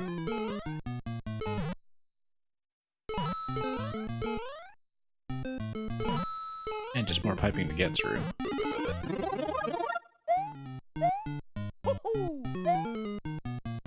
Notice, too, that in this level, Nintendo uses junctions instead of overlaps. Like, Nintendo themselves actually do not show off pipe stacking. Even though this would be a rather natural place to do it.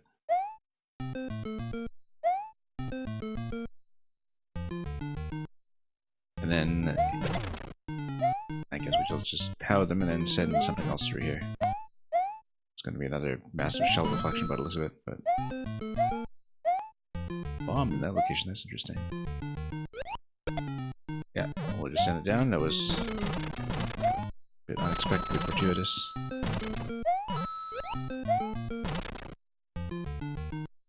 And send another one over.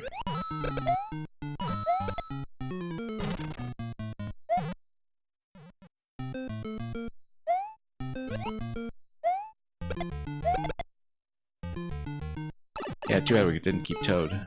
At least we know where he is. In case of emergency. In case of... that's an emergency. That was not intentional, but I think maybe I was not being particularly risk-averse because I thought we'd have another shot at Toad. However, Toad is way back in the earlier room, so I suppose we're past the point where he's relevant, given what we dropped down here. So... no Toad, I guess.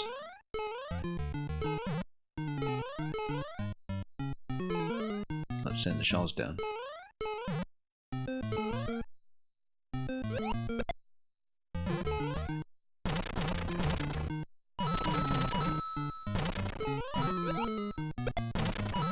And another one down this way. I know there's a plant somewhere in here.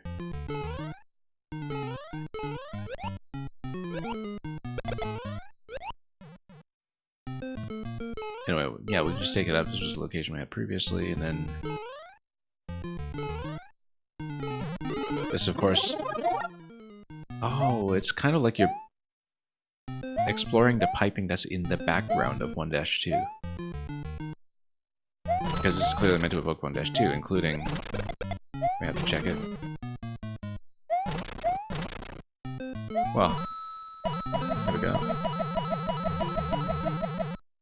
Yeah, it's kind of like you're fixing the pipes behind 1-2, you know, kind of like the later segments of Portal or something where you're doing the background infrastructure up. Curious. Was there something I should have hit here that I didn't? Or we just go to the warp zone location by going out. Well, the camera would cooperate with that. This is strange. Maybe there's something we can hit.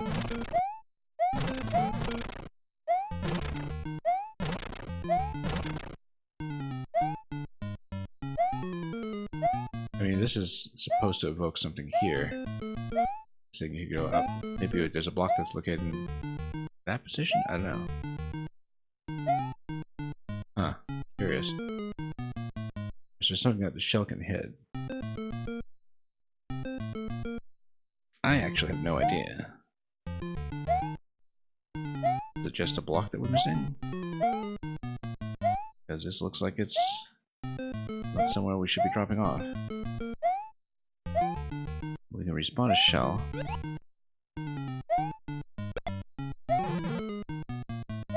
Doesn't seem to help either. Maybe we come down and... No, there's no way.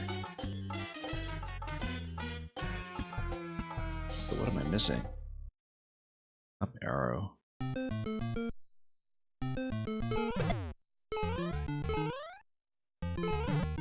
It might be something obvious.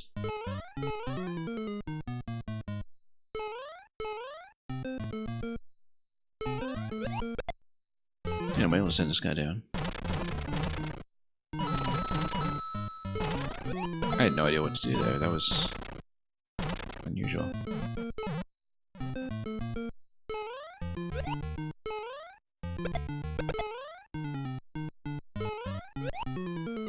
Yeah, let's wait this out.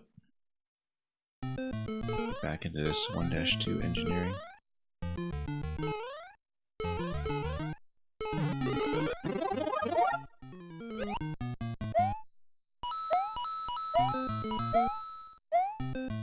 Huh, curious.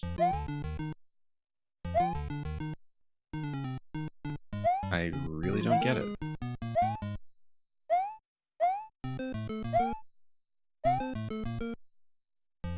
And I locked myself in here. Oh, we know it's not going to be down to pit, but...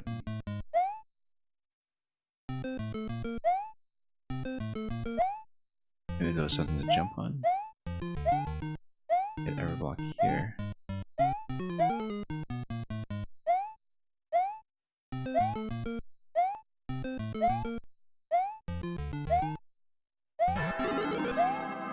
Oh, I guess it's centered. I don't know how I was supposed to reason that, but... It was obviously going to be some kind of hidden vine, we just need to check everything. Oh! 3G. Who else works for the service? Here we go, just little Toad, and then this is Peach. Ah, yeah, because you're basically playing SMP2 now. Okay, so this is interesting. This is actually like a kind of history of Mario level. Oh, no. Look at Peach's climb animation, too. Look at this. I don't think I've seen this before, that her vine cling animation has the parasol out. Yeah, so you get a 4-character select here because you're in SMB2. So you started with Arcade Mario Brothers. You got into SMB1 in the Underground. And then now you're in SMB2 in this setup here. Bowser Fire is meant to evoke Birdo, I think. Oh. And then maybe you just drop him because that's, I guess, somewhat similar to SMB3.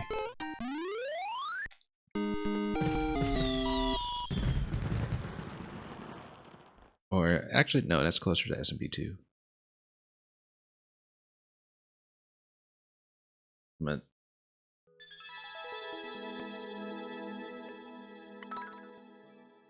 I guess somebody did call a plumber several times over.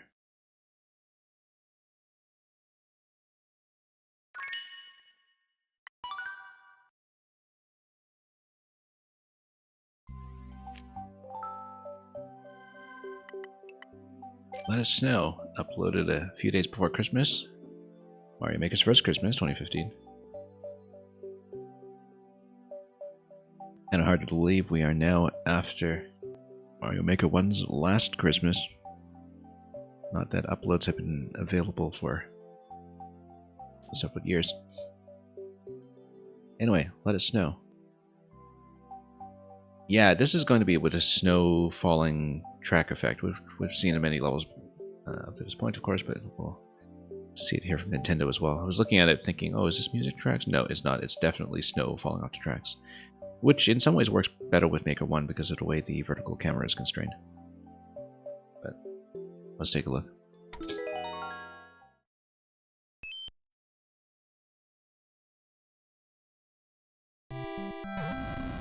Yeah. Oh, look at that! It's Magic Koopa driving the sleigh team of all the Koopas. With the red Koopa leading the way. Oh, whoops. I just missed a jump on that. And the green and red here, I think it's just supposed to be a Santa hat or something. So yeah, this is the sleigh team.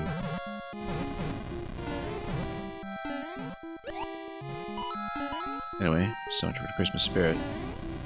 Here's a present.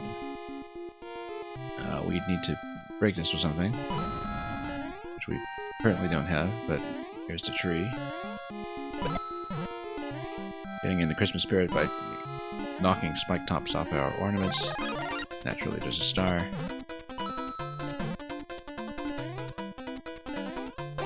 Not that this is going to give me very much, and yeah, here you see the snow effect. If you knock this out, then you can climb all the way up, but I guess maybe you're not expected to knock it out. So you really want to see the snowfall set up there. Can't enter the presents, that's not what they're for. Can't really crack open the presents that way either. Now you see some pipe stacking incidentally, by the way, just to complete the aesthetic effect on the ribbon here. Now you see some of these Nintendo levels making full use of the tool set in a way they themselves can't anymore. These are the Christmas stockings.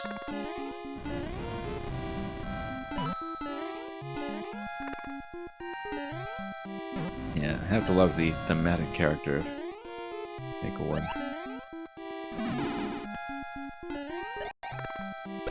You're supposed to fly out this segment here, and what is that chump even doing? I don't remember him as part of the Christmas mythology. So I didn't think so.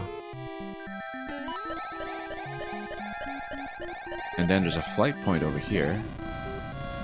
Or maybe I'm just reading this as a flight point because we've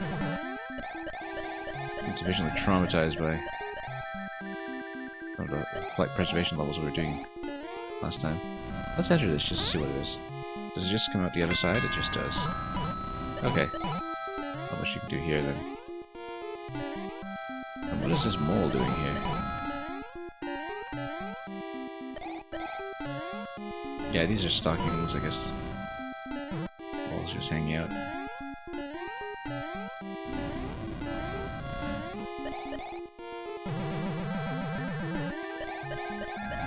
Anyway, you can get on top of the snowman. But the snowman's just holding the gold card, so we'll take it.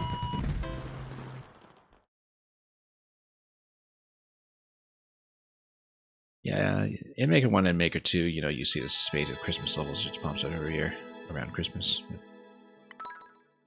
And this official one here, definitely a couple of interesting ideas that would have definitely stuck out as well back in 2015 if people hadn't quite wised up to things like the snow falling setup just yet, so. I have to say, it's actually the slaying team at the beginning, though, that really makes this level.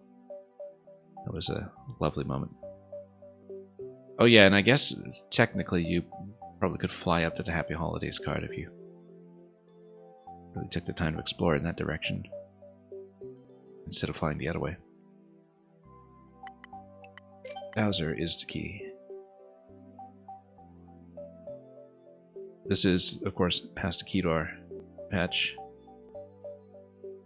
as we get into the complete state of Maker 1 in 2016. This is, yeah, this level was pretty much almost exactly,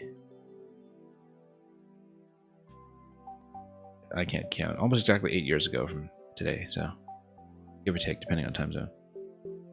Pretty close to it anyway. So 8-year-old level with a key written at the end. Rather fancy. Let's see how it goes. So Bowser is the key. I guess we kill Bowser and we get a key. That seems to be the idea here, right? I don't know. We haven't looked at it yet. What is this? Not a box? Yes, a box. Then, yeah, it's going to be a surprise box every time. Oh, and we get a fire flower anyway, so a real benefit.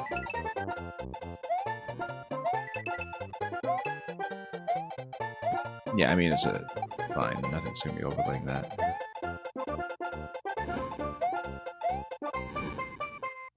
I guess we just have to pelt him a little bit, and then just kill him. Oh, wait a minute, we have a star. Let's just grab him. And then, well, he's the key. So.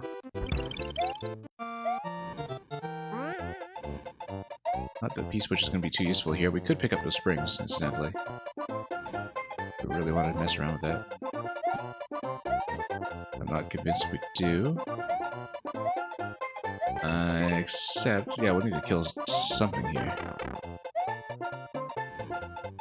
Which makes me wonder if we can just, you know, up throw into them.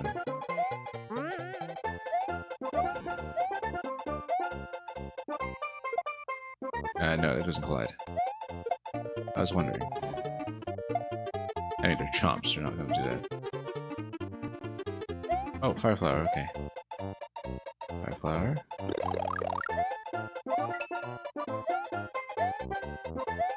So who's here other than chomps? I guess we need to take a look. Oh, more Bowser. Yeah, Bowser is the key, so. And you get to do a bit of fire flower spam plus P-switch. Same idea as before, we just have a bit of a rematch. This time with collision.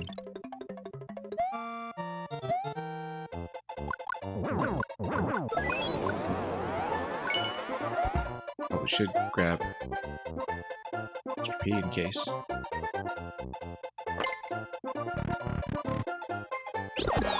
And never mind, that didn't really need it. I guess now we just use fire card instead to shoot things accordingly. And you've got a key door to decide after that.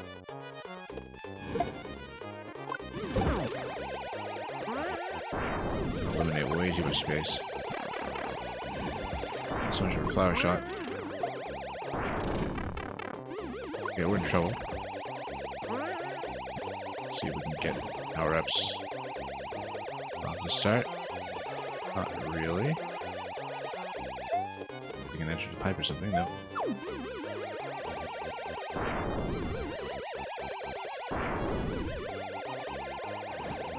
Anyway, spike tops are not going to be dying to fire or anything, but yeah, this is just helping with the clan car, I guess. Too close to trouble here, so. Oh, yeah. I was trying to figure out how to get out of that spot. That was very unfortunate. That's okay. It would be nice if I could get that flower, of course. Without dying to it or something. And then, oh, so much. That. Well, just have to get him the long way.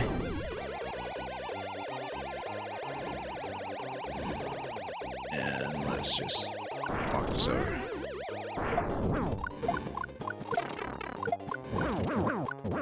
Detonating the bomb against him is actually not a bad idea either. Standing a little bit close, perhaps. Standing much too close. Much too close. That little bump on the clan car did me in.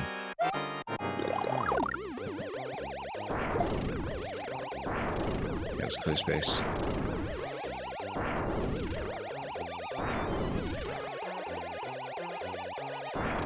Because in general, we want a little bit more room to fly here.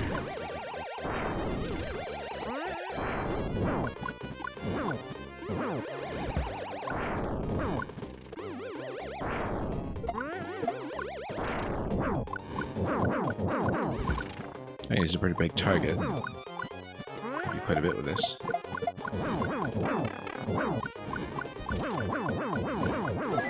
we go. Look at that spike top trying to chase me down on the other side too. Looks like Well, it says key. Does that mean we require a second key? It does, so who's got another key here? Second key.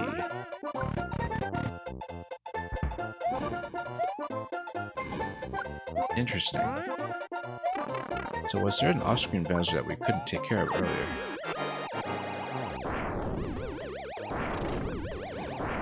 I thought there might be.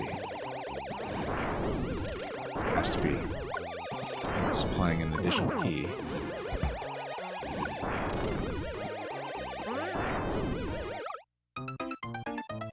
Curious.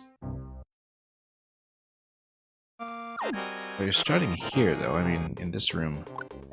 At this point, you're only going to be grabbing one key, so I wonder if you need to start from the beginning or an earlier segment in order to have a run at the final key door.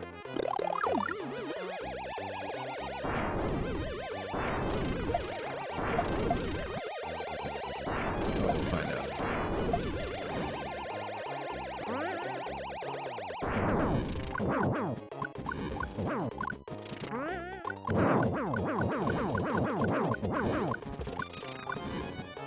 That was surprisingly survivable.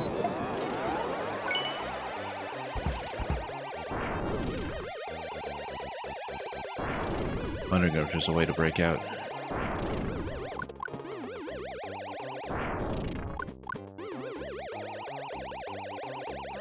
I mean, we haven't really checked this pipe.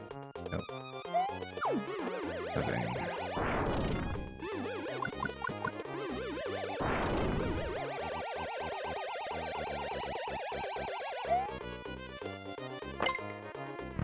Maybe the key is obtainable in this segment. Climb around. Don't really see it. Unless we bop the mole or something. Yep, that's exactly it. We overcomplicated it, as usual. And actually, that just gives you the ending. It's not even a secret room or anything. That's actually just required.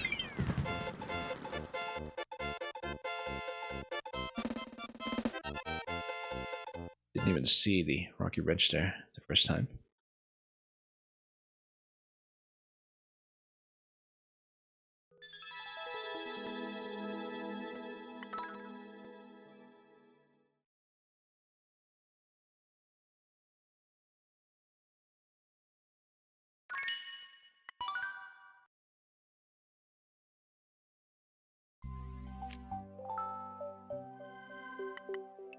Key to My Heart by Seth Bling.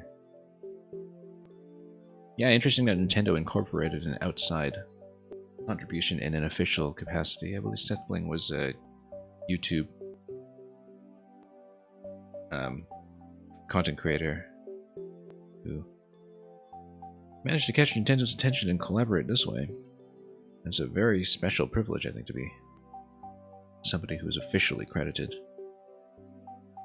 in one of these first-party creations. So this is from April Fool's 2016, though, so I guess we'll see what that entails as we see Key to My Heart.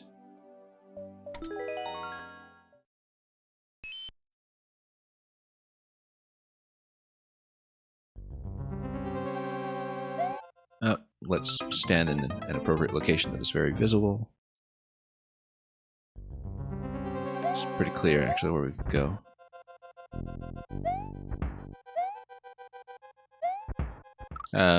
Yeah, we might want to watch the timing there a bit. I thought I could just land on the edge there and stand out of the way, but I was trying to rush that too. Let's not do it, we're not precise enough. But stand here for a moment. Just figure out the best practices with time. Yeah, I know there should be a point when they're both retracted. That should be a little easier to hit. We'll see.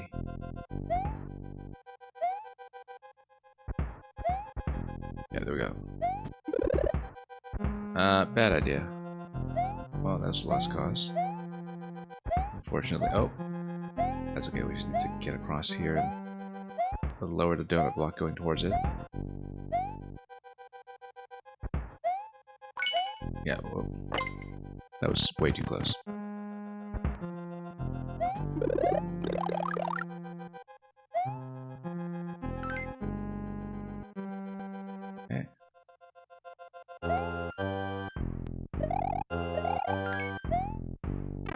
Oh, so much for that. This is 3 coins, though. And then, pick a path. You can get checkpoint or you can get flower. We're taking flower. I like that idea, actually, by the way. Power up or checkpoint. Checkpoint, of course, you still get a mushroom, but rarely ever see that with checkpoint setups. You can make 1 or 2. Yeah, let's not try to jump the wall or anything silly. Let's just go.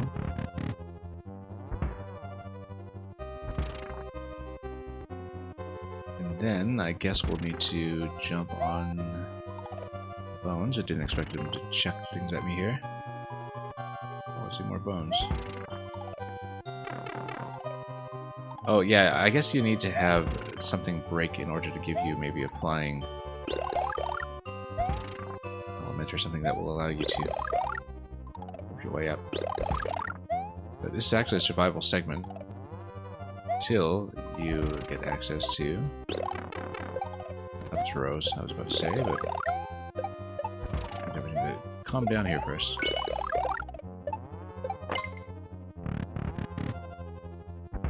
And that's the exit, unless we want to hit Junior and send him nowhere at all. I don't think there was anything additional here, but we'll just check Junior. I think the idea is that just for flavor we dunk him. Yeah, he's guarding this moat here. It looks conspicuously unfinished. But we'll take it. Just wasn't dunk him.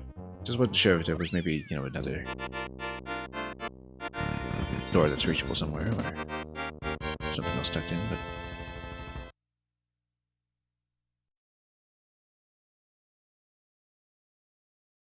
yeah, that went down rather readily, so we can move on to another character.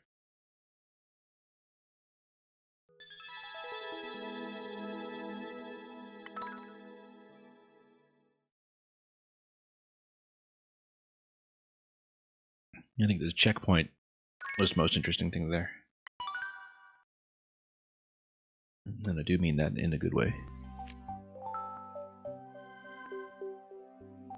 Yeah, not much else going on that we didn't already see, though. Anyway, so much for Correspond. Let's take a look at Mr. Eraser. How does he differ from Undo Dog? Well, stamping circles all over the place with one thing. Now, that's interesting that we actually have a Japanese title for this, which is not the case for any of the other character levels so far. Is even with Mario and Yamamura getting their origin in the Japanese comic we mentioned earlier. I need to pull up machine translation for this one.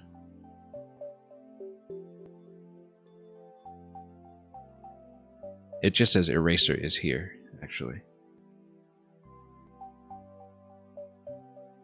Anyway. A couple of years before everyone was here was Smash Ultimate, but I guess for now Eraser had to suffice.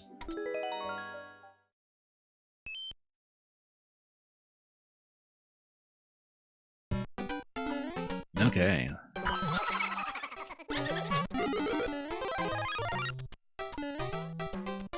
And yeah, that's a lot of erasers. That's all about, I guess.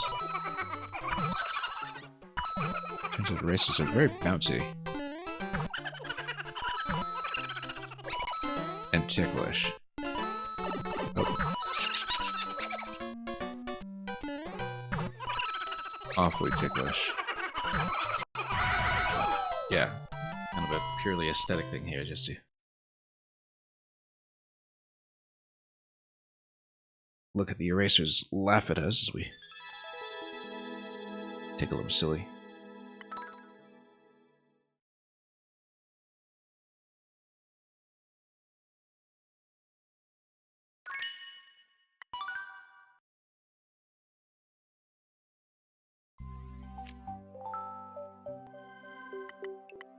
My friend, Mr. Bumper. After bumpers were patched in. I don't think they were at launch. But yeah, they did get in with the December patch, I believe, December 2015. I don't remember the exact sequence of patching in this game, but I do remember that bumpers came out a little bit late by Make 1 standards. Amazing what a quick flurry of activity it was, actually, from September to March within 6 months. That was pretty much all the content patching that the game received. And the community just kind of carried it on from there. I mean, we think sometimes about the final updates for Maker 2 being available 10 months from launch as being way too quick. And of course, well, Ninja support went on for some time before it dried up as well. But Mario Maker 1 didn't really have Nintendo activity for that long either, in perspective. Just felt like a much more vibrant scene at a time in some ways, although we're not really in a position to comment. Anyway, my friend Mr. Bumper. Let's see how ticklish the bumper is. Not very ticklish, just bouncy. Yeah, this is just a little bumper tutorial level, as far as I can tell. And we're going to die to the bumper tutorial level. Okay, I guess it happens. That's a realistic depiction of how I typically play around these fellows. Unless we're just using them as puzzle gates. Which I think is what I more closely associate them with. This is gates for thrown objects or other things that move independently. Anyway, checkpoints.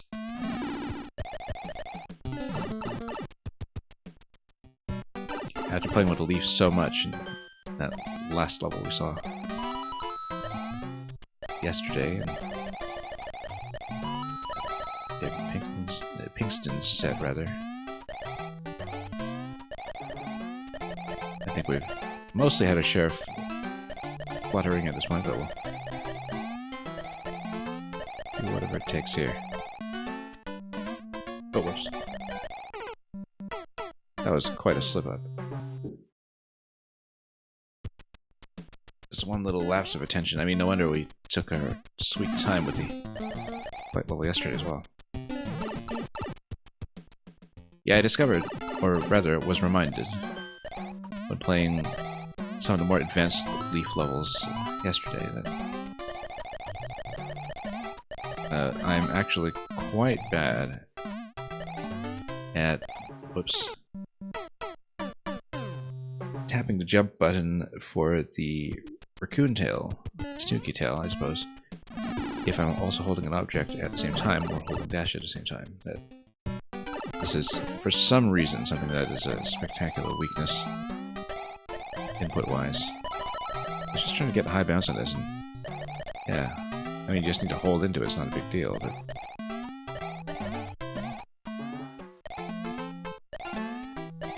it just didn't line up as well as we would have liked. The last time we went for something like that.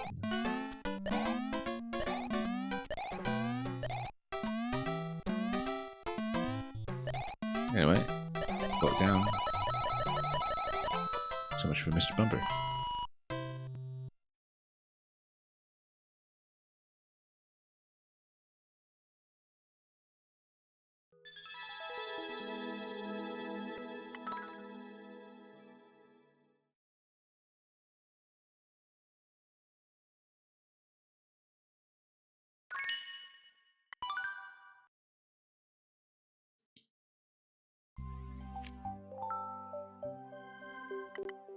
Now, a big softy with a tough spirit. I guess it's going to be a lot more bumping. So I guess, yeah, Mr. Eraser's set here is just themed around rubbery, bouncy things. Which I guess doesn't really describe the Koopa paratroopers that are also visible in this level, but a whole lot of bumping. Whoops. Slipped right off right away. Yeah, we've been flubbing jumps off ledges all over the place for whatever reason. That's been a running theme here in the whole Make 1 series, just putting my gamepad to work. And yeah, lots of coins that are just going to be hemorrhaged there, and a bullet that is somewhat less friendly.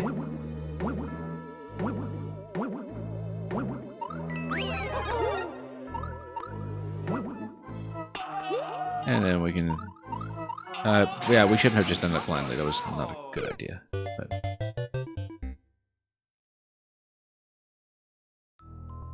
haven't exactly been applying the utmost wisdom today. Yeah, I thought I could reach that one this time too, and that was not the case. Alright, let's not rush it. Let's just play it properly.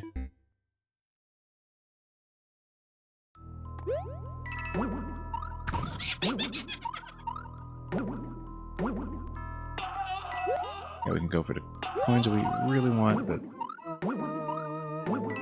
Oh, that was nearly a collision there as I came in from below. Just didn't see it. Oh. Yes.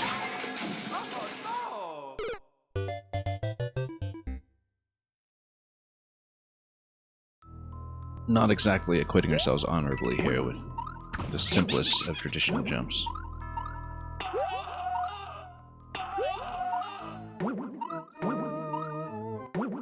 But anyway.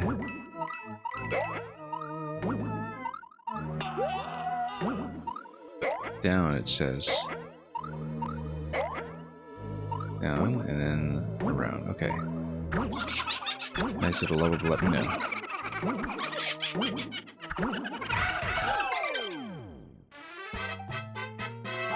Yeah, so Mr. Eraser's trio of levels here is pretty much all just bouncing practice.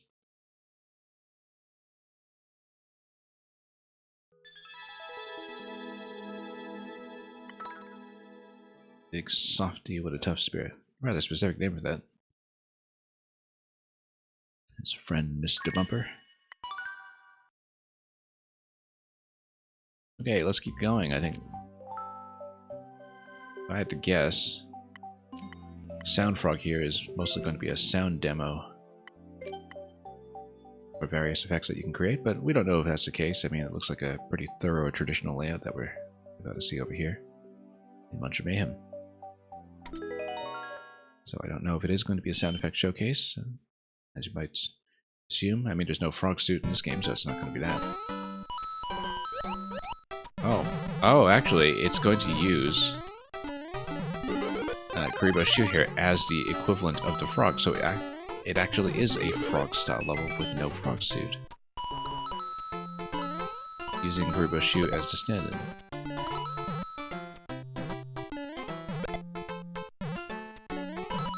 Probably could grab that, but that tells me perhaps not.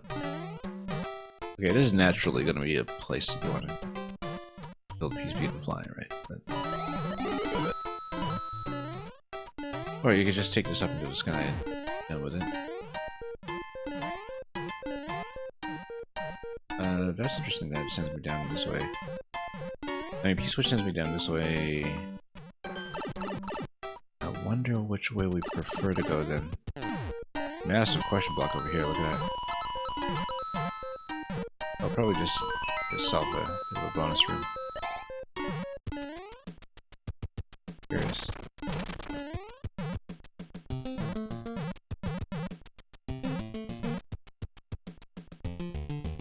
And I guess we should get back out. We're able to float around and jump out of the boot anyway. We do want to check something down below over here, which... yeah, actually, that's just showing you floor, so... nothing too spectacular. That was almost a problem.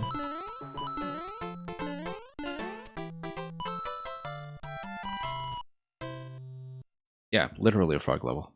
I wonder if it's going to be the case with the other one, too.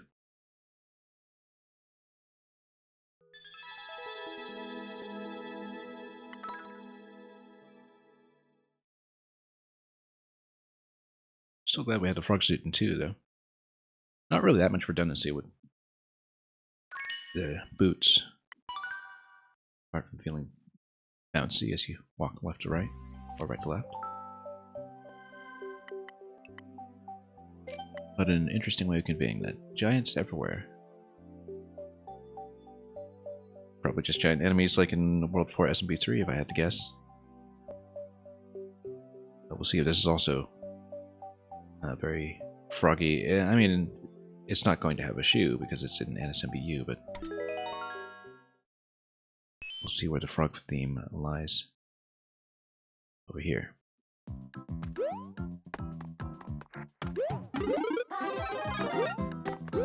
Anyway.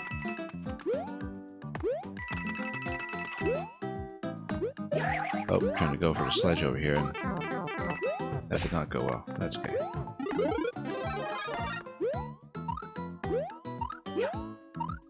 Probably a bit gratuitous to go for it that way anyway. Oh, that's interesting.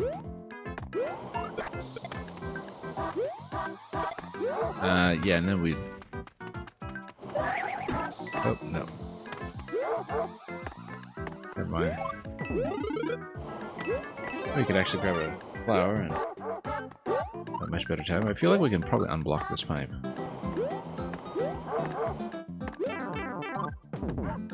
Release it. Nope, nothing in the pipe.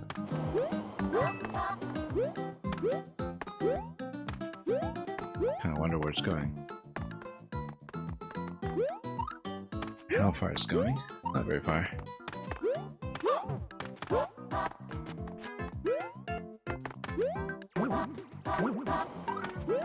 Okay, let's go over here. Switch. Let's check this way first as well. I'm gonna grab it, no reason not to. Then everything collapses, my boy. You know what? Just coins.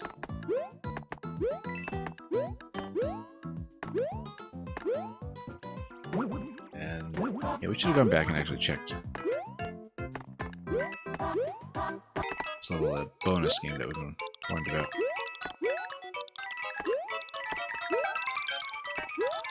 Oh, that's interesting. Fedor. Okay. Not at all what I was expecting. Now, why would you want to blow all this up? Because there's a whole passage to the right over here that might open up accordingly. I did blow up too much.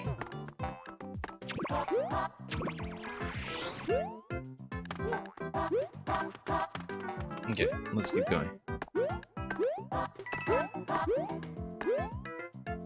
And up. And then sure, let's slam it.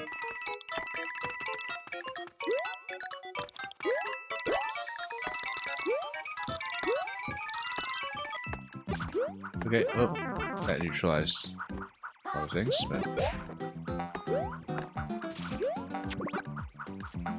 let's not get sniped here. Definite risk.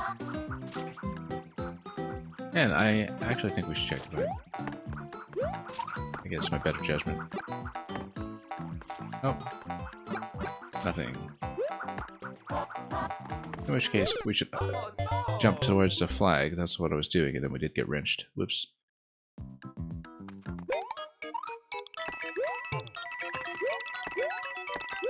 Well, we've done better. Look at the punch in that clown car. That was kind of a nice touch.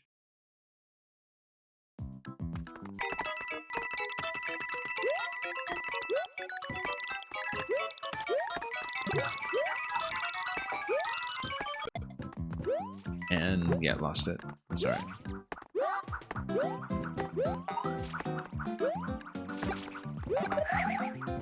Nope, just totally got zoned out there. Oh well.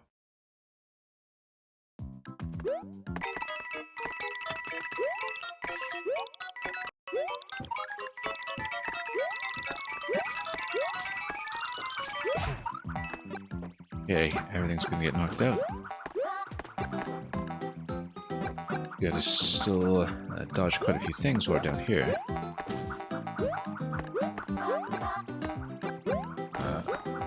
Just dodging.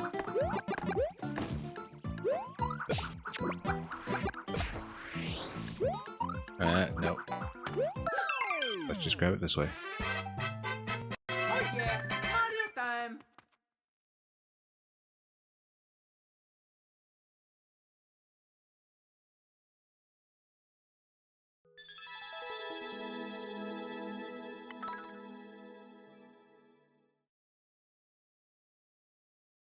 Anyway, that's it for Sound Frog. Not really much in the way of sounds, actually. Apart from the occasional cat punching.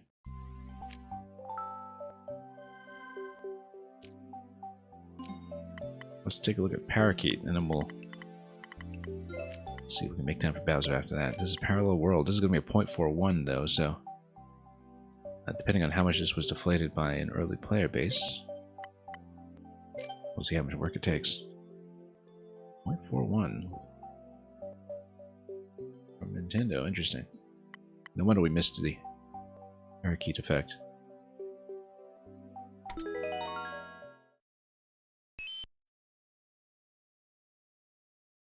Again, huge player base this early in Make 1. You never know what this is all going to be about.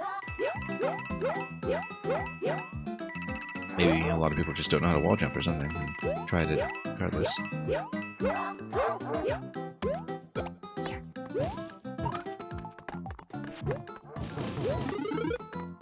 Sure, we'll take it.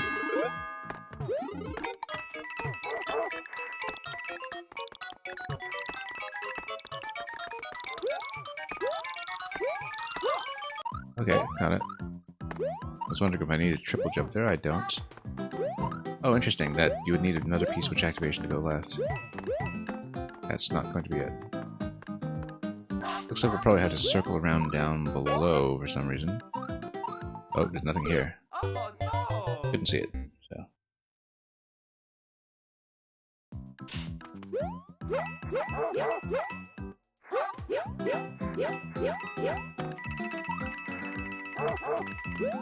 Well, should be relatively doable.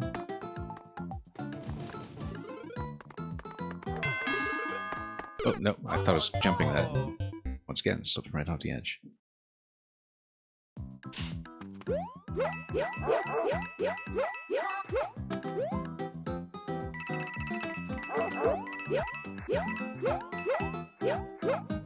Okay, let's grab this guy.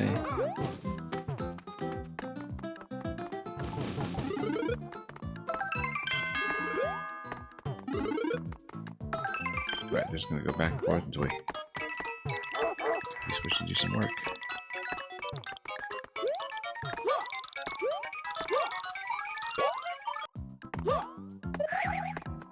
Okay, new piece switch open on the left side. Let's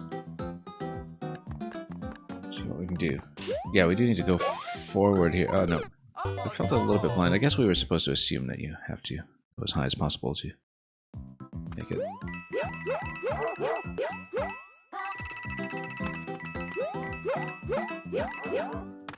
Oh no! Dying to the simple things. Which I guess is what happens when you've eliminated the complicated things.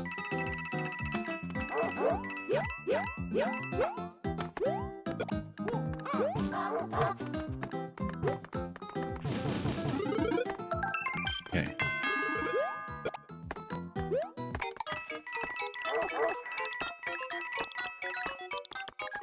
Back to the Koopas. Plenty of time on the P-switch.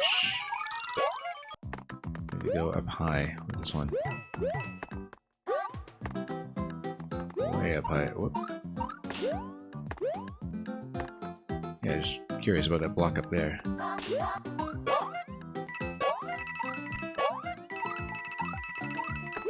Then, in the door, and what do we have here?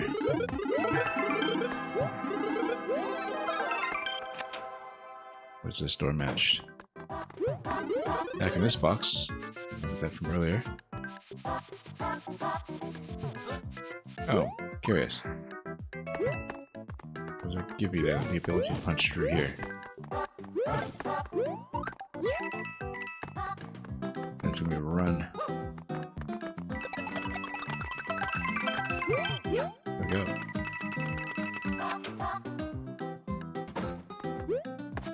And... Oh, okay. No, bad idea. That's supposed to be a P-switch. Oh, I feel like that was supposed to be a P-switch. That we're in trouble now. We might have locked ourselves. I totally locked myself, actually. Yeah, that was supposed to be a P.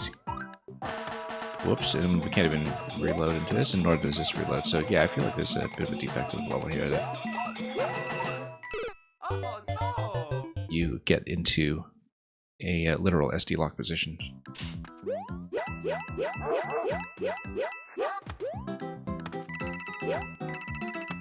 Well, I guess the parakeet who designed this level had a long way to go. Maybe that's why he wasn't asked back by the sound effects team. Which is too bad with parakeet being matched alongside.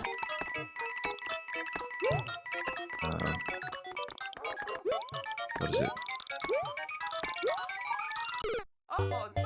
I had some kind of point I was going to make there, but it has slipped my mind. And Seven Samurai Pancakes, welcome.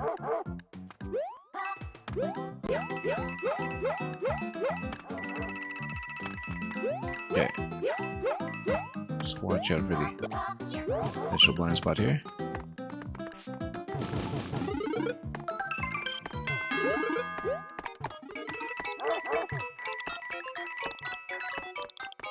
We'll jump it.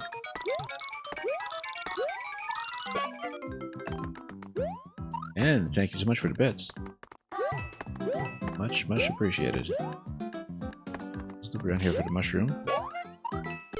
Whoa, look at that collision. That was awful. Thought we had it.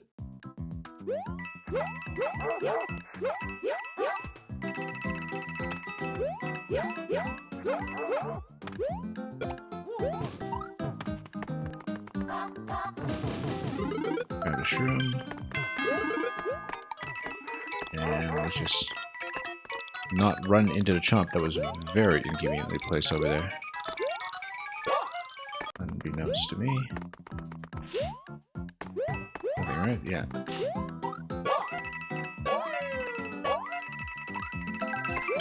Then into the door.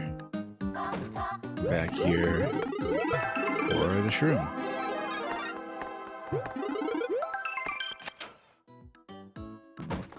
And then back here, as we know from experience. And then we follow the shell.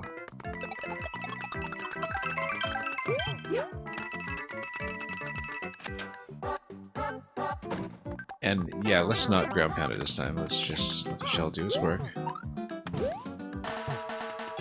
That'd be a P-switch after that. Yeah, I couldn't imagine there was anything else, and then...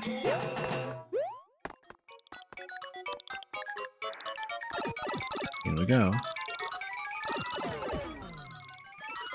Oh, yeah, this is a swimming segment. It took me a moment to realize that. Well, this will be tricky because it is a bit of a pink elephants on parade moment here, a drunken swimming segment. But, okay, we just let it wear off. Okay, much better. It's a little bit tight, but we made it. Yeah, Mario Maker 1 does have that drunken distortion effect. And yeah, this is effectively, it looks like you're flooding the level here. Thanks so much for the follow. Yeah, this is our usual time slot for Maker 2, and specifically Maker 2 viewer levels, but since Mario Maker 1 is shooting... sorry, not shooting, shutting down so soon, that we are steadily converting more and more streams to make 1 instead, just to show off what we can. So yeah, we basically did the equivalent of flooding the level. What was the theme here? Parallel world, okay, yeah. Very much in keeping with tons of other parallel world levels we've seen.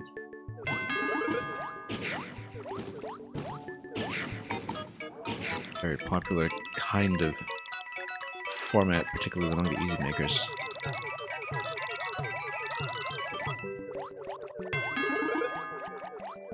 Then we just keep going.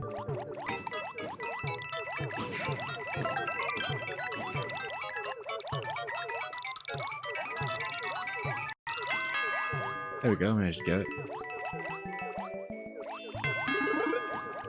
Then, one. I guess we just keep going.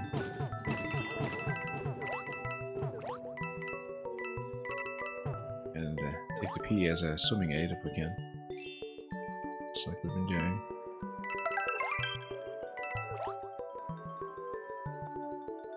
Feels like I missed a beat earlier that we could have hit. Oh, yeah, definitely, yeah, bit of safety here.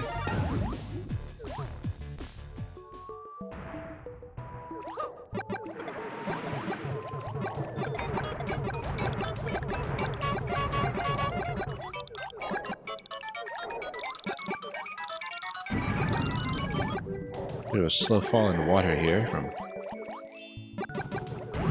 Bowser diving this way and that. Yeah, Junior was on his back, now he's not. We dismount. He can be a disappointed father now.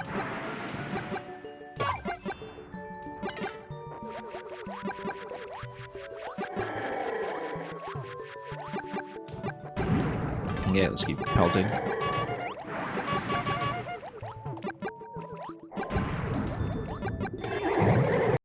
Okay, that should be it. I'll take them just in case. I don't think they're holding keys or anything.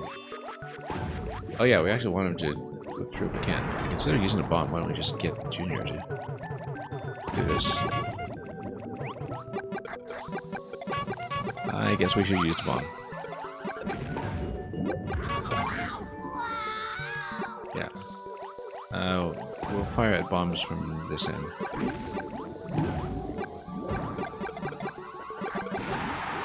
Well, that was a very minor chip.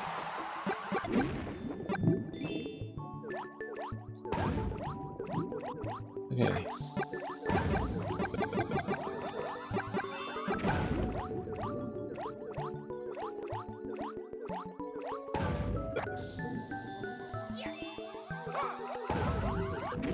Nope.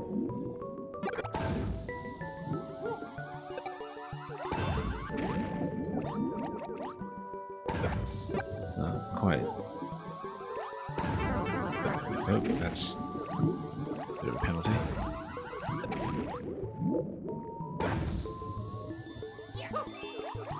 Yeah, let's just toss it over this way. Hope things break.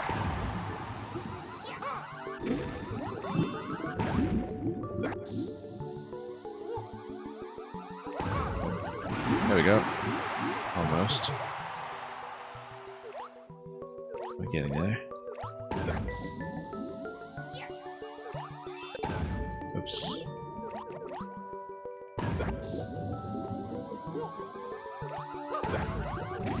Okay. Bit much when it comes to dancing around.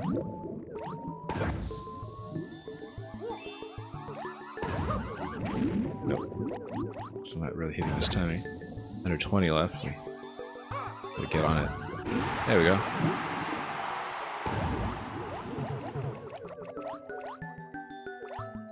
And thwomps everywhere. Something tells me this is a bad idea. Yeah, no, we're too high. We're too high.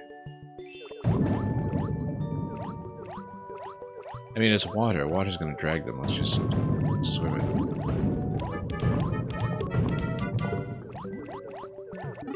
Yeah, I always have to encounter the enemies and boxes and recognize whether any kind of additional restriction. On top of that, let's just make it over slowly.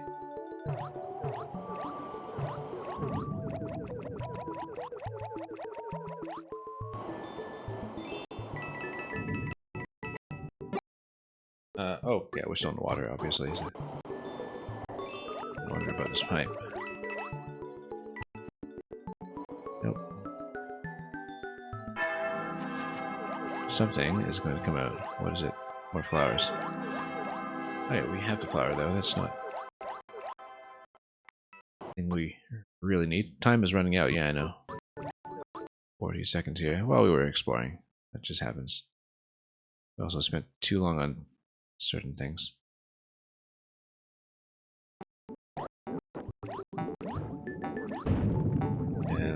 There we go.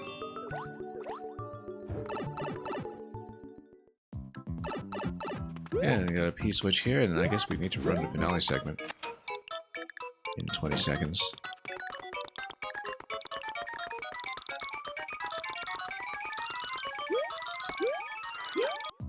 Oh, that's okay. 10 seconds, we got it. Oh yeah, Mario time.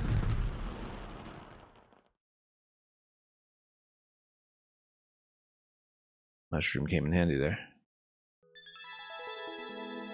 Oh, that wasn't too bad for something that was apparently 0.41 or something. I mean, you know, again, the rate would be deflated just by the popularity of this level being distributed to everybody.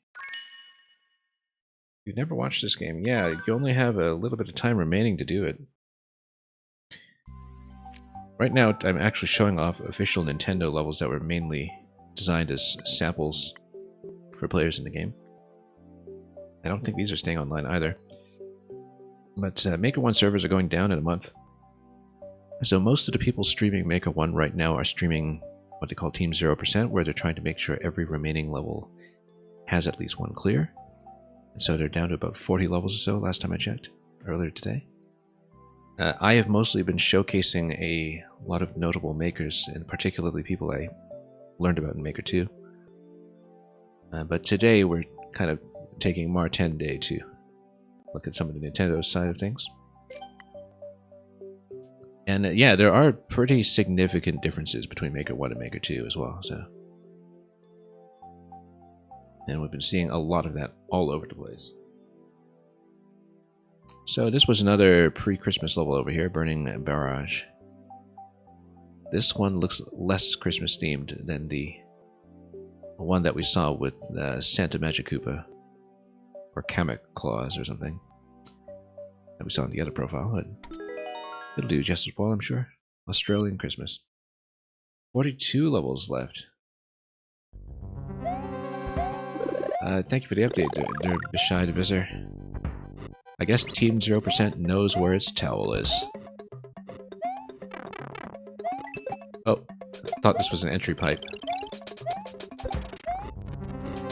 Okay. Let's maybe get out of here and have another ignited bomb dropped right on top. Yeah, back in October, when it was announced that servers were going to be down in April, Team 0% really kind of picked up, and I think they had probably about 20,000 levels to do at that point, 25,000 or so, and the fact that they've knocked it down to 42 remaining with a month to go to work on the holdouts is very, very impressive. You can totally pick up the speed switch, you know, in case we want to keep it for something. This hammer, though, is massive liability. Oh. Yeah, you don't even need to use the P-switch to open that bomb gate if you don't want to, because if you just hit the blocks, you might have fewer bombs drop on you, and that might be much better in terms of having a safety position there to get to. Okay. There we go. We have to really get next to this guy, perhaps. Oh, never mind. Definitely not a Christmas level. We should up throw here just to get the bomb going. Is he gonna drop? No, he's not gonna drop. He's got the high ground. It's over now. There we go. We got the high ground too. Okay, let's drop one. Because then that way this freezes in place, and that's strategically a lot better, I think. Not even Nintendo that put them to work, it's all the other makers over the years that put them to work. But, well, I mean, I guess Nintendo establishing a deadline put them to work, that's true. I want to grab an extra again? Yeah, if we can. Oh, we're almost at the end, in fact. Pedor over there, that's interesting. let's actually take that P door. That is a bit of a secret spot over here. Get on this panel. Oh, okay, that actually lets you skip over 10. What's the 10 all about?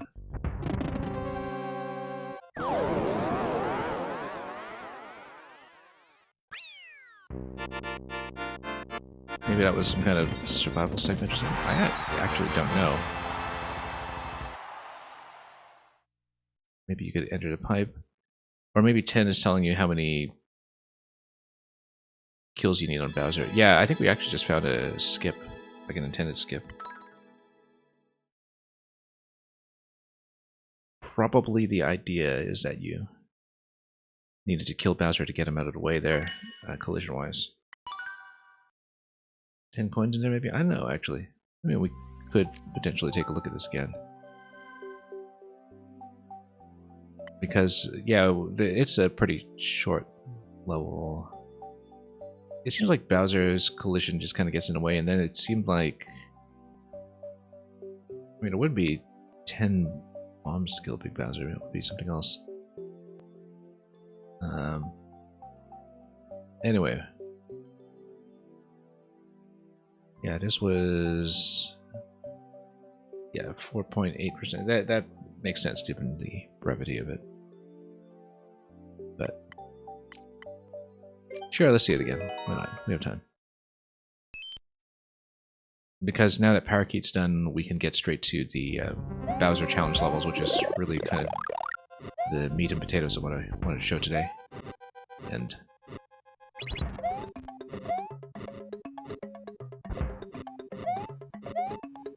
and we'll have some time to work on that. Yeah, bomb's gonna go down here. We'll just let the bomb do its job and just skip the hammer. We don't care about him. We don't even care about this P-switch down here, actually. We can just tap this. Although grabbing the additional P-switch might help. Never know. Okay, fine. It wants to be that way. Whoops. I was gonna whack this. Okay, never mind. 10 shells, maybe. 10 big shells, really? Yeah, because it's going to drop shells all over the place at me. And fire's going to zone me out like crazy. I think it's probably just a matter of sending shells over to Bowser. And you're going to have the effect every time. Oh, wow. Yeah, I was trying to sneak under the fire there. I think it probably is just telling you how many hits you need. Yeah, because Bowser has like this internal HP number. I think it's 20 for standard Bowser, 40 for Big Bowser. And each kind of attack has a damage number attached to it. Like I think, you know, shells are 3 or something, and icicles or bombs are 7, and Master Sword is something else. I don't remember exactly. I know I figured this out extensively when I first got Maker 2. Because, yeah, basically, like, it takes, you know, what is it, 7, or... I don't recall, but basically, some attacks, depending on whether you're facing Big Bowser or Small Bowser, you know, they'll...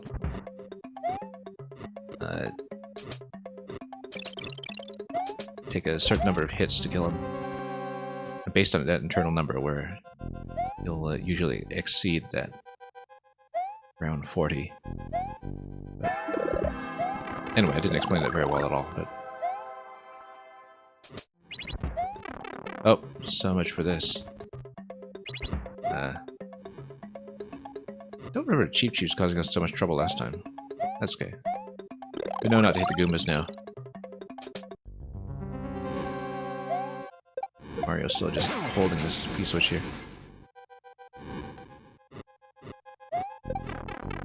And then... yeah, everything will just deflect nicely on Bowser, and then you can just get over here. Yeah, it's... the secret door just gives you the skip, and that's all there is to it. And We should check the pipe to see if there is anything, but I don't think there will be. And you can just stand here and grab the mushroom whenever you want, so, you know, it's not a big deal. And maybe stand under here so, you know, you don't have fire dropping on your head. Bowser's just kind of in that trap anyways,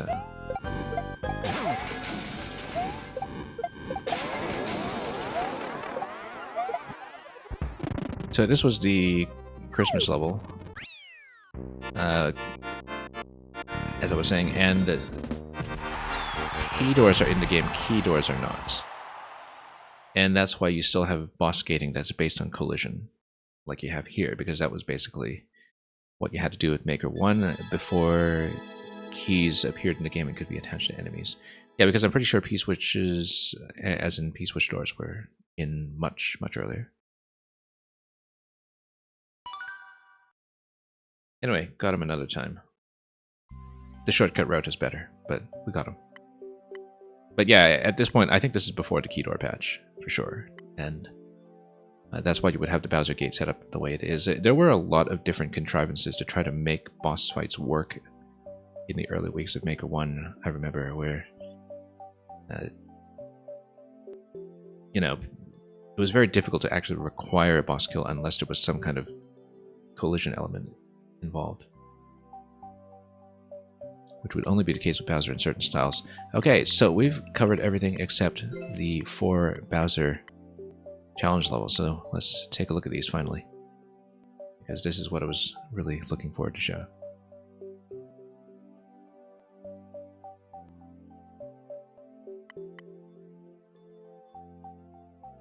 Okay, Bowser's Puzzle Dungeon. Yeah, because I think it is, in Maker 2, I think it's like 14 shells, because shells do like 3 damage, and then, you know, 13 shells would get you up to 39, 14 shells would get you up to 42, which exceeds 40, which takes out Bowser. I believe that's what it is. I've done enough of those boss rush levels by now that I should know that cold, but... Here's Bowser's Puzzle Dungeon. Look at this. About 1 million plays on this here in November 2015.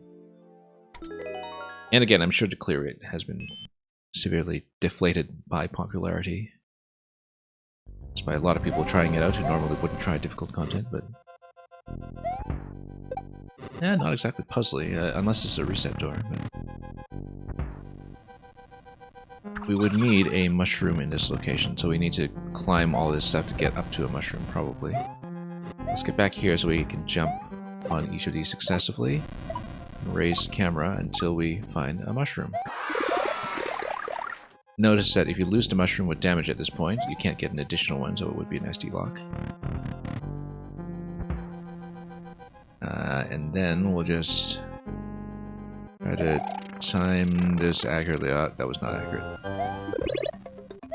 Well, hopefully we didn't need to keep the mushroom past this point. That was very tall. Interesting. So there's something that we haven't done. Perhaps.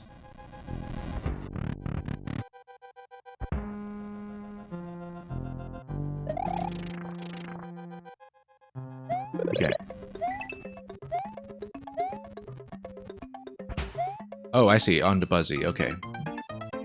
I was wondering what was going on there because I was thinking there's no way there's going to be enough time for something like a bullet to spawn off of that to get me somewhere. But yeah, you just wait for the Buzzy to go. It's simple.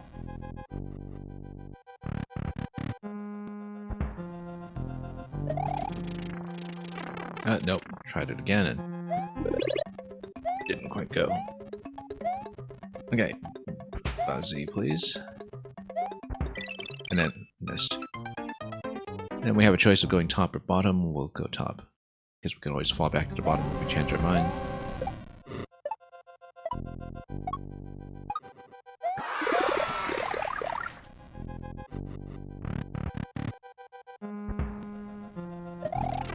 Nope.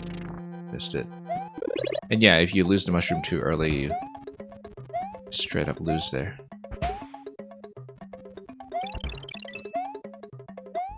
Spike tops galore. Let's keep our heads down, and we need fire against that bomb. Probably Yoshi, or no, just another bomb actually, and an up throw.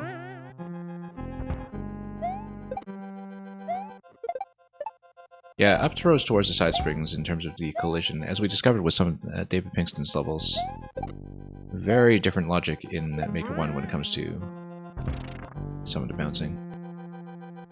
But at this point, we can now send this over to the right side if we throw a bit more accurately. I think so, anyway. Let's bunch ourselves up right by this. And... no, hang on.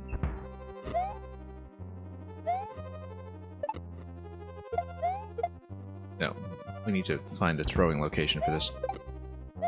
Objects just bounce all over the place in Maker 1. It's very difficult to throw anything.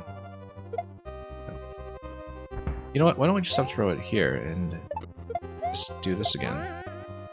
A sensible way. No, it doesn't go far enough. Okay. Nope. Bad.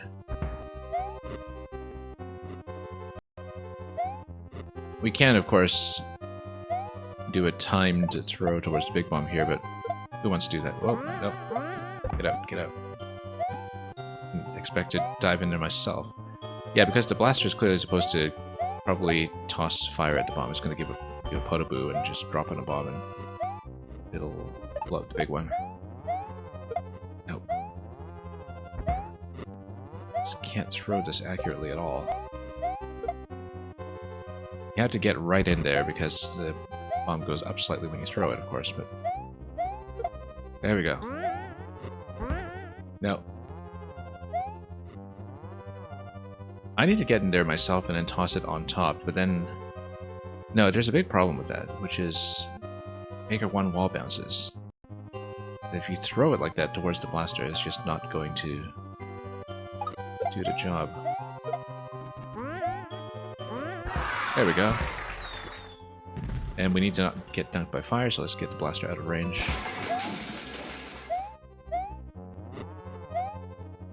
And then Yoshi picking up fire here. And... okay, fine, that works. And then we'll pick up fire down here.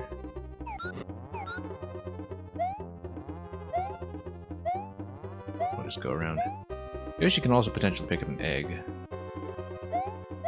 If we want at some point.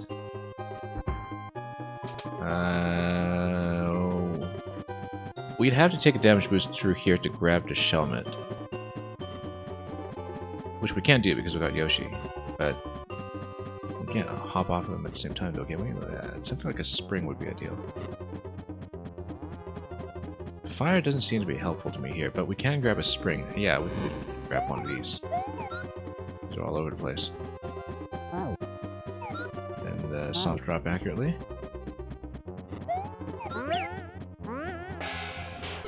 Oh, no. Oh, bad. Okay, bad situation to be in. Hang on.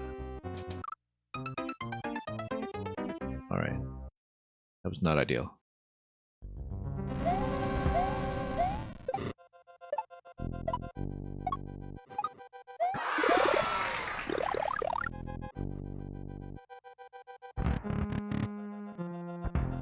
Okay, let's try to keep it this time. Nope, bad timing. We got it once, but don't really have that spacing consistent yet by any means.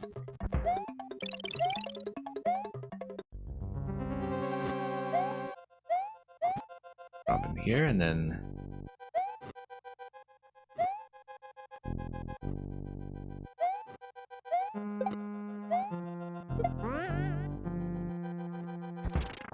I don't know how much sense it makes to say this, but this level, as an official Nintendo level, like it...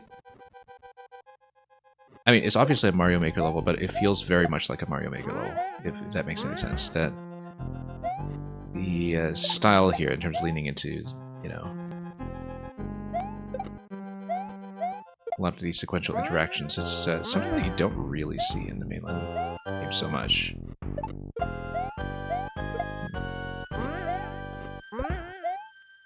Because you don't really have that many interactions of this character. You're kind of doing sequential unlocks in a puzzle dungeon style. There we go. Got way too much trial and error there. Open that up, and then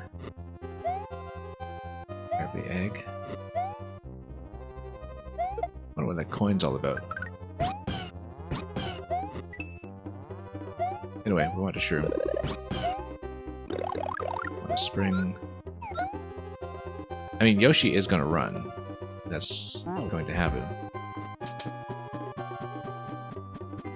But what we actually want is he within tongue range for the shell? I don't think he is. Ah, no way. What's going on up here, though? Yeah, that block is going to be a vine. You're supposed to take a shell and you're supposed to hit this. That gives you a vine. Can't imagine it could be much else. Then, doesn't that mean that you could potentially just stack a whole bunch of these? I think it does mean you can stack a whole bunch of these and it just skip out this whole bit with a shell entirely, eventually. If it is a vine, which it might not be. What else could it be? Conveyor belt up top. Yeah, maybe not. Well then, grab the helmet. And if you grab the helmet, what are you doing with it? Is there something back here? I don't think so.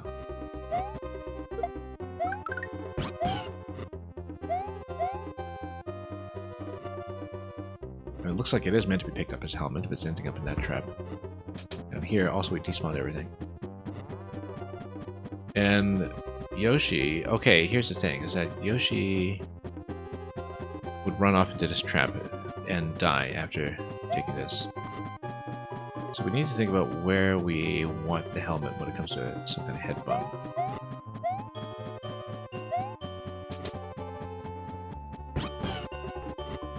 I think you take damage with the mushroom, and then you have Yoshi remaining. You need... hang on. Can we enter... Oh! How do we get the shell there? Hang on, hang on. I do some kind of despawn or something that gave me the shell. That's interesting. I think I bugged it out or something then.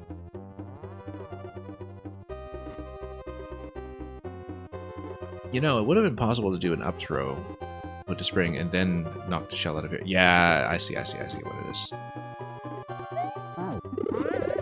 First of all, let's do this. Because if you took damage and you did an up throw to send the spring up here, then that would have been fine. You know what? Here, now let's just sacrifice Yoshi since we need to go up to Vine anyway. Oh, okay, that doesn't work. Never mind. I was hoping to get the helmet. Probably still could. Oh, and you do need something here, okay.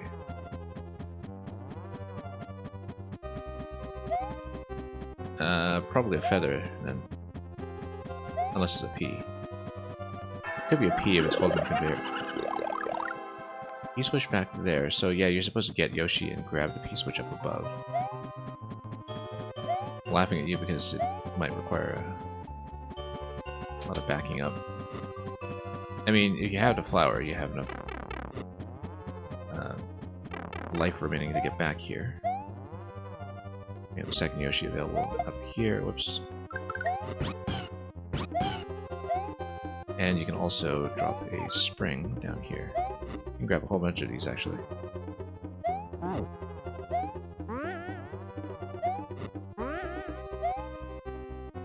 Then, grab one.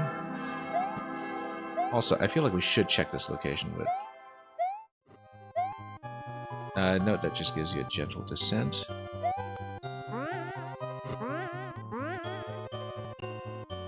And then P-switch will get you through that other gate later on. However, you're not really going to take it up with you through Divine Climb, so let's just go. Oh, that was nearly a disaster.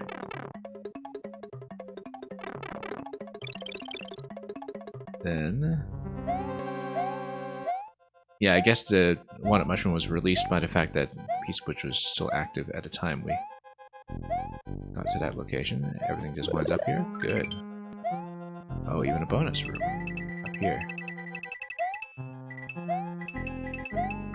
And before the fire bars do their thing, and unfurl once more.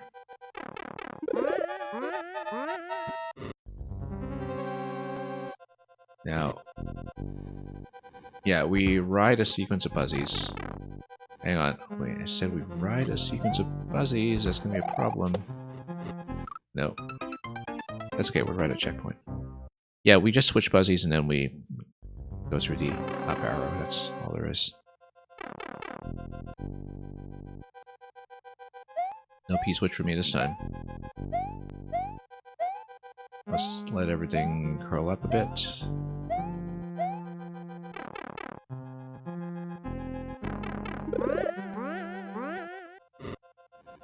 Yeah, so we need to get the next buzzy up and running. Then that should actually give you enough space for the up-pipe entry. Even with up-pipe entries being what they are. Oh, we do need to hit that accurately. Now we'll head up there. I was thinking about that spike top to the right as well, whether we could have gotten within range to just spin jump off of it and do a bit of an ant trooper climb, so to speak. Even though I guess spike top climbs came first. Oops, come on. And yes, sliding off of this diagonal here, that's not the best situation to be in. Whoops. There we go. And then here, oh yeah, this is very Maker style obstacle. Let's line up here, reset door for the platforms obviously, which we'll need. But we're not exactly crisp about this one. See that either because, again, make one camera. A slow vertical scroll. Maintain speed. We'll reset sound effect, make it abundantly clear. Let's start on the right side this time and build up a bit more of a dash to get that bit of speed. Hang on.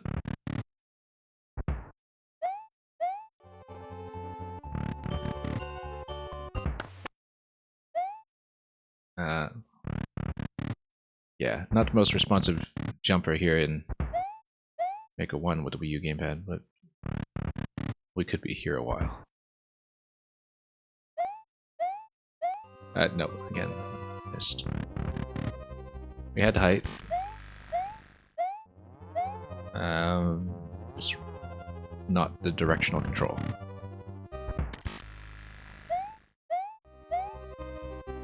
Need to get a rhythm down. There we go. And then I guess we just stack some POWs to make a couple of steps here. Now here's the thing, if we stack the POWs way up to get above the coins on the left side, what did that give me? Let's find out. Let's build a massive tower or something. Oh, okay, I guess we can't really do that then. Because... yeah, actually no, you can't go through there. Let's check this side just to see.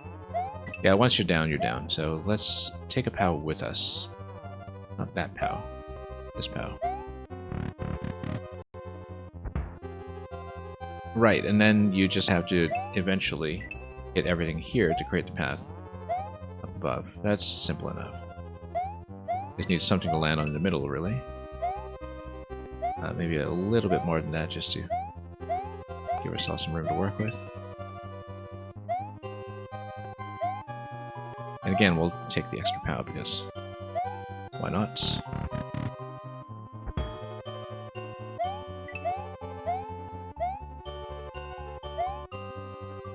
This Koopa down here, I feel like we should have dropped something on him or something, but let's take a look at what's over here. Yeah, we need to get that shell, actually. Let's climb for a moment just to... What's going on? Anything spawning up there? Shell. I guess we just fired a shell down here, and... no, we just take that shell. We take that shell and we need to upthrow it. But in order to upthrow it... That's quite some distance to cover. Let's think about how it's going to work. I mean, obviously... We can take one. What's on the left side pipe? Oh, it's just another buzzy. Okay, that's easy now. And then... I mean, we have a power to stand on here. Not gonna be a shell jump or something, but... Also... Oh no, I was hoping to just bump it up the column, but it's not gonna be well aligned enough to do that. It'd be funny to do it this way, though. But we'd have to climb a bit closer to make that happen. Nah, it's not gonna happen. I think we just need to jump off this guy, and that actually did wind up high enough. There we go. So we didn't even need to use those buzzies necessarily. Checkpoint. Oh, should have grabbed another shell, but no, we have one. So here we just fired a shell until we hit the POW. It's a bit of an accuracy check. There we go. Oh sure, let's grab another one.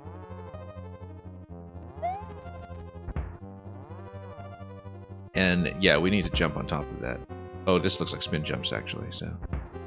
Oh wait a minute, we can spin and pick up items in this game, but... rather, well, let's not bother. Too finicky. Okay. Yeah, a couple of additional bounces on his spine needs to line that up would have been perhaps just a little bit wiser.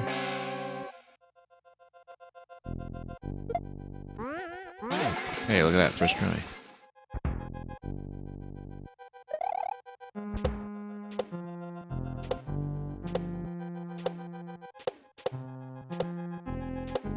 And then... Oh, we totally need a spin pickup here. No, we don't. We can just pick up the POWs from the side. What are we talking about? And let's grab another one.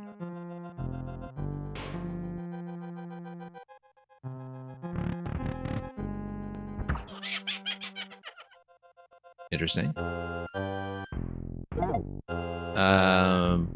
Maybe some kind of stacking segments? Or did we get information about something when we came down? Let's take a look at this once again, just to look at it properly. I see spike tops on the left, but they don't seem to do anything for me.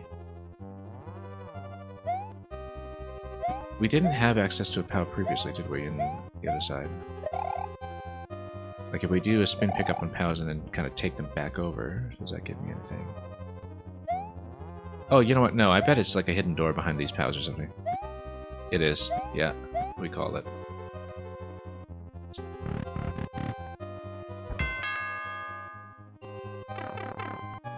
It's going to give me the middle pipe here, and then what's going on? Why don't we just kill him with the POW? We'll just kill him with the POW. I mean... See, why even fuss with that, right? Now, I wonder what the door is for, though. Whether it's a reset or a bonus. We'll check it. We came all this way. Oh, okay. Oh, it's back to start, really. Well, no, we're past checkpoint. We're not doing this.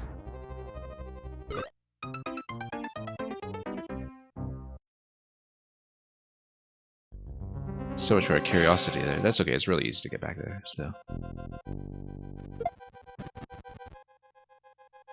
I feel like the level didn't necessarily count to me taking the POW with me, but... serves us well enough to play that way.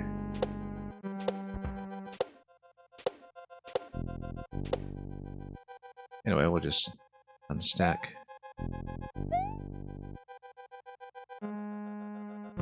It's like the opposite of the hammer suit. And yeah, and actually, you know, we can just take him out right now.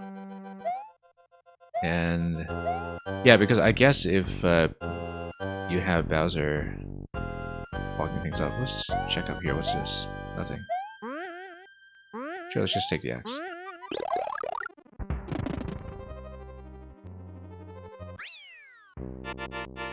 This little backdoor trickery. The gall and the cheek of this level to pull that kind of nonsense. That's okay. Pretty simple.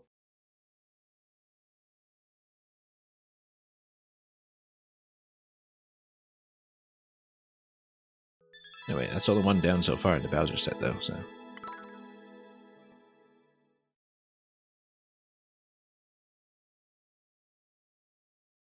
Let's see how we do from here.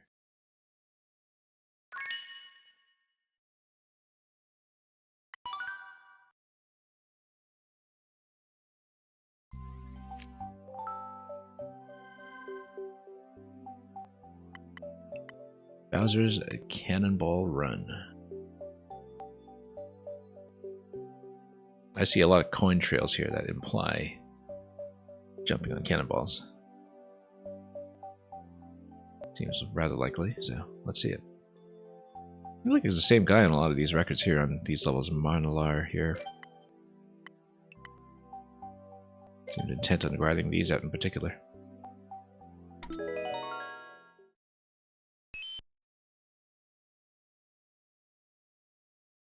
Not bad to hold records on so many plays. Oh, that's a spin jump.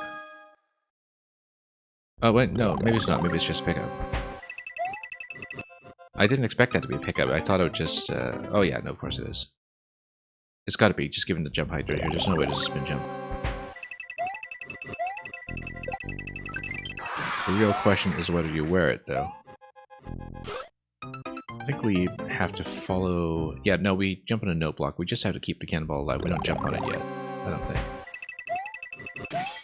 And then we maintain momentum until it's safe to put that on. Oh, whoops.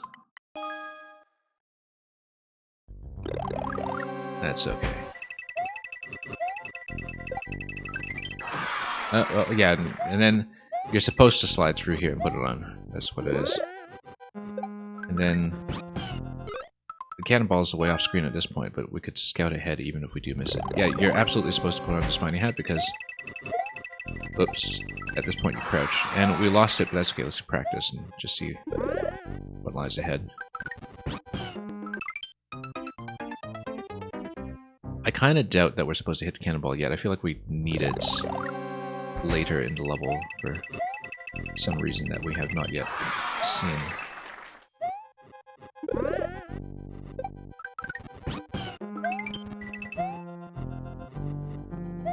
Yeah, and then we wrap around.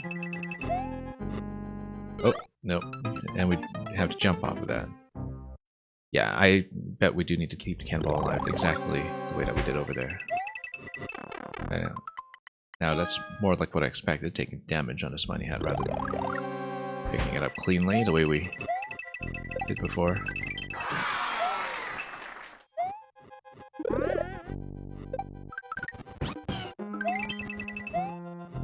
Okay, and then back and forth.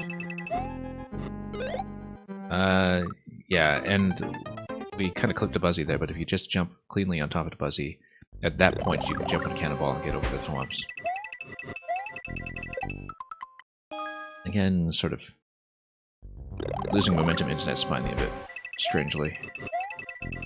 But good.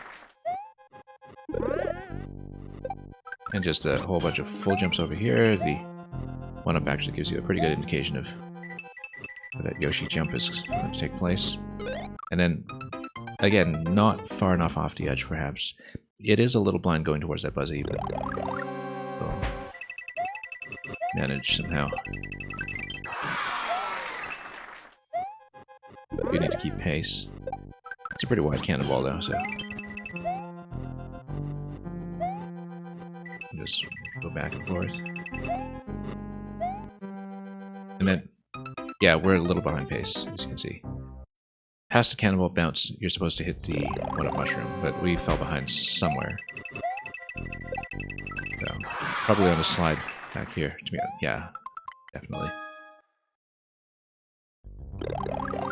We're about a tile behind pace.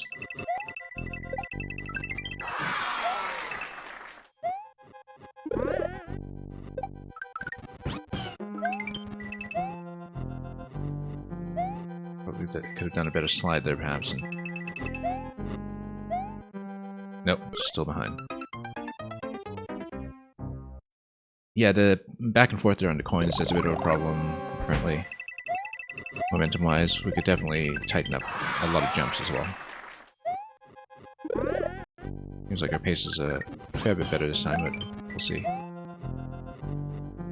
Didn't do too well on the slides, to be honest. Should be a hit this time, yeah, good. Oh, that's it, okay.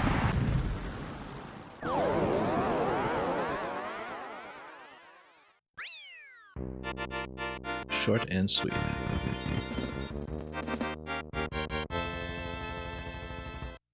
Spiny Hat doesn't really even do anything for you, really.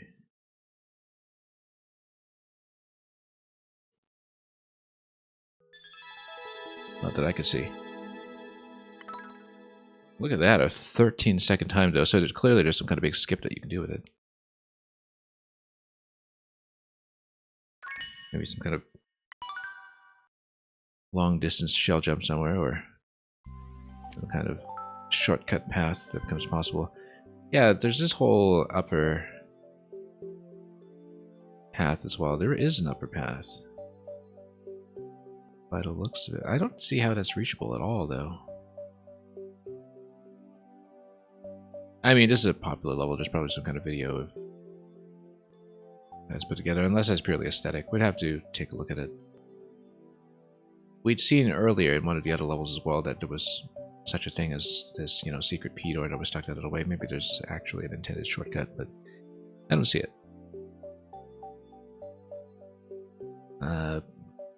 But of course, if you can skip the back and forth in the coin segment. So, for example, if you're carrying the spiny shell. No, if you land on a Yoshi, though, you can't carry the spiny shell past that point, so you can't really carry it in your hands. And it's not like you can shell jump off a spiny shell anyway, so I'm just trying to look at this in the zoomed out view and theorize for a moment where that 13-second record could be coming from. But it certainly felt like we were holding right the whole time. Anyway, Bowser's Chambers of Doom. 0.70 on this one. Again, clear rate's not going to tell us much here. They are visibly deflated from what you would expect. And yeah, here we're getting into a few months later past the final patch and past the introduction to key doors in the Chambers of Doom, so let's see some more Bowser. Bowser likes to make a cameo appearance in his own levels, like Mario did in hers. And yeah, there's going to be a massive coin collection, 4 coins up here. That means we eventually need to come back with a POW and with 4 coins remaining. So with 6 out of 10, we come back and grab a POW. Let's check every pipe then. Notice too that each of these vines differs a little bit in terms of total length. So you basically have like a room 1, 2, 3, and then 4, 5, 6. It kind of makes sense that each room would have 1 coin, and then by going through the sequence, you would trade up to the POW, perhaps, and then grab the remaining 4 from there. So I think maybe we should try to do it from sequence, because it seems like there is going to be some item trading sequence, if I had to guess. And, oh, let's not move forward that way. There's a very clear place to step. Yeah, but let's do it in sequence, because I suspect this is what's being signaled. I mean, maybe it's non-linear, but I kind of doubt it because there's supposed to be a POW at the end of all that, so.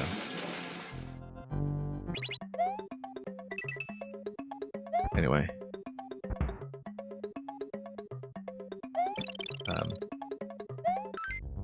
Oh, thought I had it for a moment. And if you hit the other block, you'd be able to open up a bomb gate up there, I think, and then we'll see what that does.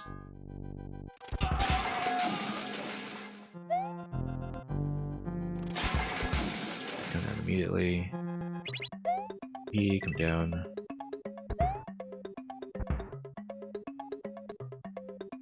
Wait for the retraction. Maybe hit this and go up above the semi-solid, and yeah, bomb gate.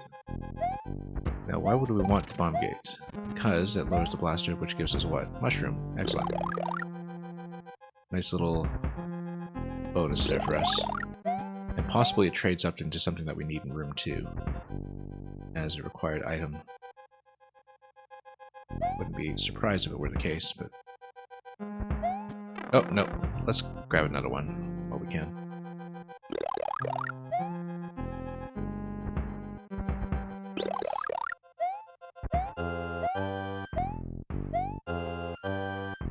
Anyway, let's do it accurately this time.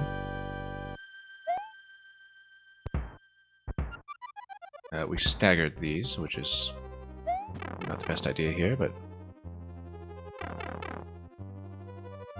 Yeah, at this point, because we blew up hard blocks, anytime we can return there and grab another mushroom if necessary, so... Let's go to room 2. And yeah, mushroom gate. It is absolutely a sort of numerical sequence here. Oh, thought we could spin off of this guy, but... No, we still can, it's just not the most convenient. That's okay, we got it. I don't know, we're still supposed to have the mushroom at this point, but... I don't see the exit, this thing. Unless we just go back where we came in. Yeah, I think we go back where we came in. Possibly we need a Koopa shell out of this, I wouldn't be surprised if we did.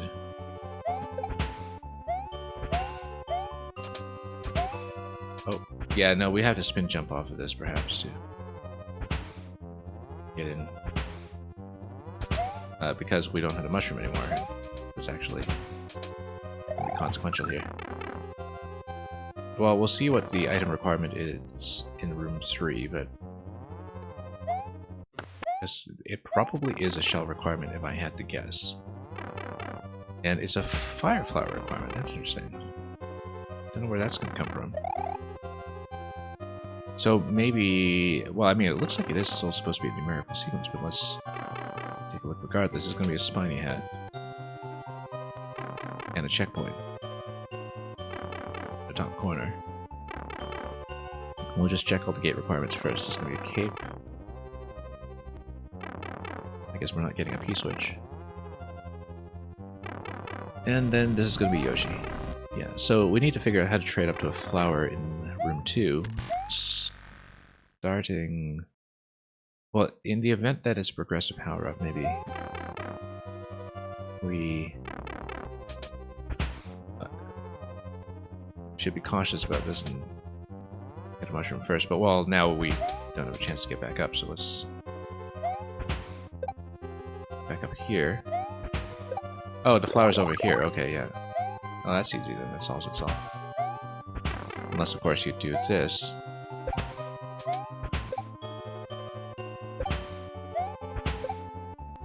And lose it. That's okay, let's just go across the original way. Whoops, no.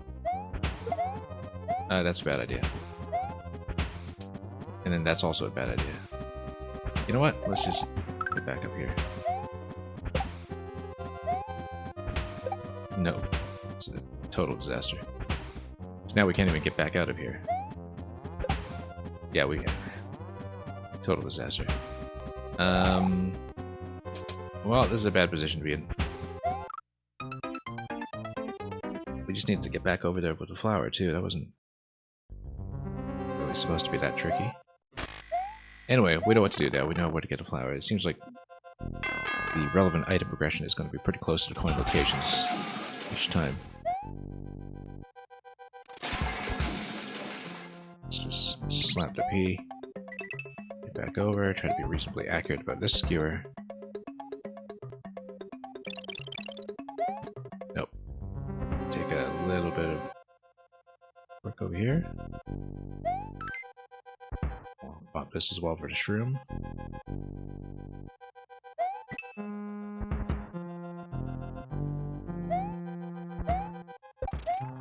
And then shroom comes over here. Then let's wait.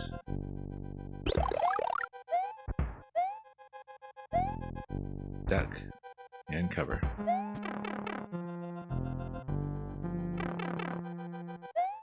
And then we'll break the gate over here to trade up to the flower. Yeah, we do want all this stuff to be aligned.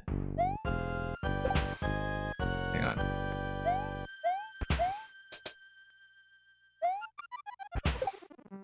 No, come on.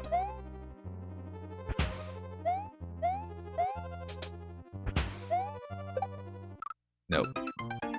The fact that they are synchronized is actually not to my benefit here.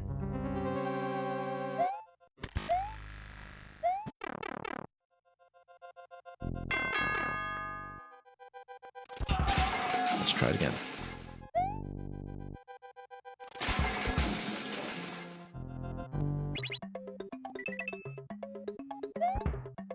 And we'll just get over here. Have to play a little bit risky, but that'll do it.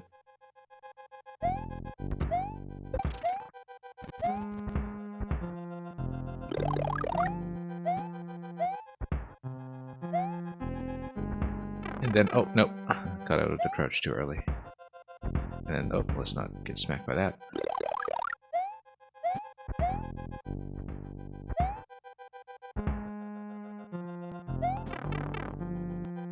Reach the pipe. And let's go to number 2. Break it open. Then there we go. Yeah, when we're packed close together, then it's easier to take that back. And then we just don't get cut by anything on the way back.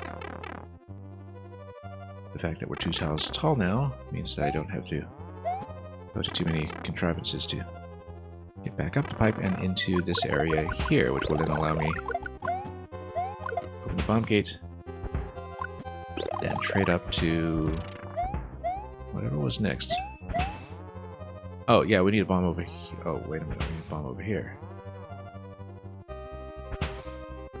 That's okay, we just reload into this room and then we grab the bomb. That's... why not, right?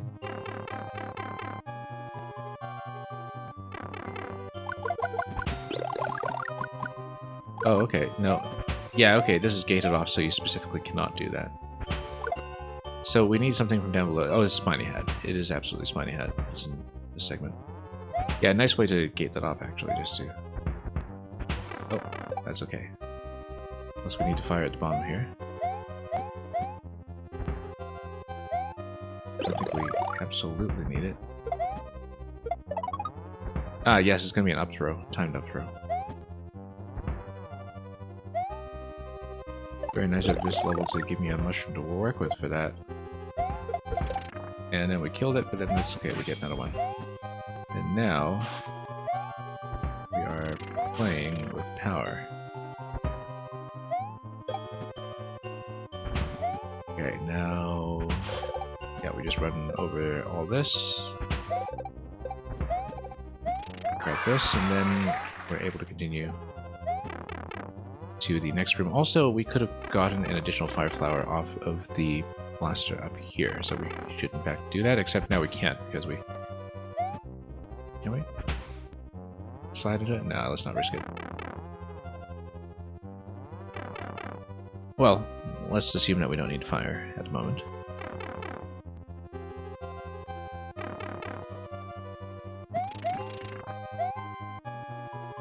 Okay. Let's let this close up a bit. That's okay, losing the spiny hat is fine here, we just need to hit the P switch and continue. And then not get poked. Oh, that was much too close for comfort. Bomb this, and then that's going to be checkpoint from here. After we get the feather. Okay. Yeah, that just lets you get out of a checkpoint. Of course.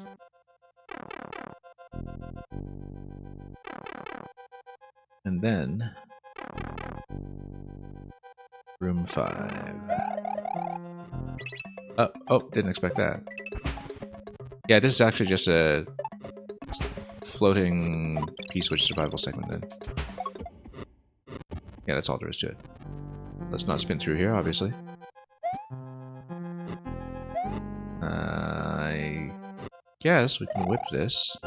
And then... Oh, we can totally do that.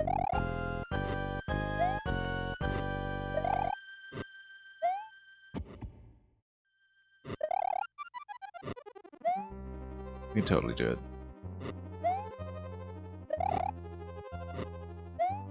I think this is meant to be a trap, though. It's... For some reason, I think of it as the Super Metroid energy tank trap. Even though this is a trope that's common enough in video games. Yeah, it probably isn't actually required. I think it's just a trap up above. But it really is the Super Metroid energy tank trap, if you think about it. It just reminds me of that specifically. You know what? Don't need it. Don't need that either. We do need Yoshi. And we do need to jump on the cannonballs to get it, I think. Oh, just a coin. Alright, that's fine. And we do need to angle ourselves in accurately here. Before we go to room 6, which will allow Yoshi to grab the POW, presumably. I don't know what that is. Anyway, we don't care. At this point. We need Yoshi anyway for this gate. And then, oh. Yeah. Notice that you can tongue across there and grab an egg for a second Yoshi. Which I'm totally going to do.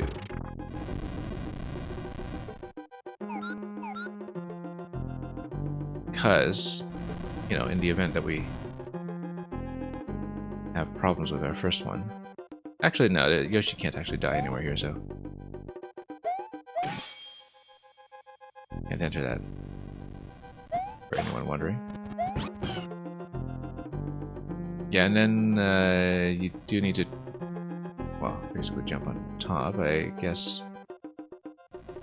Or just punch through this way. Yeah, no. You would try to grab that and up throw it, maybe. No, you would just kill it, though. But what if you had that over here? Then you just up throw it.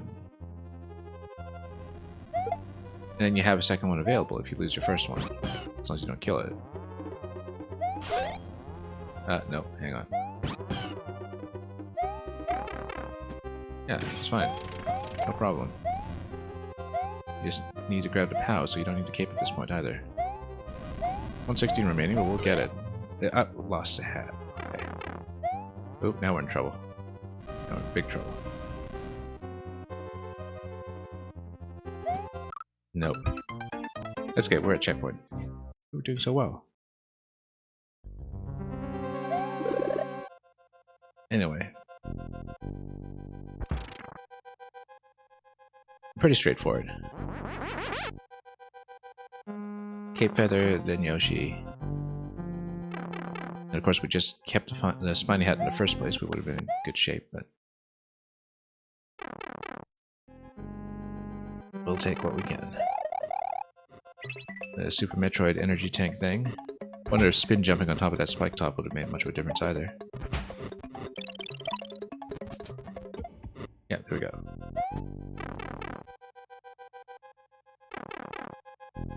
And yeah, there's a little bit of flotation that you need to do here, and if you don't have the cape, then it's still doable, it's just inconvenient.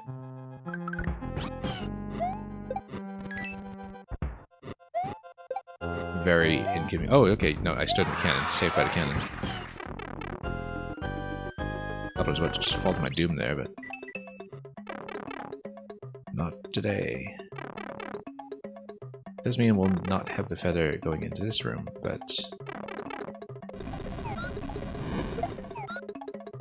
that's okay.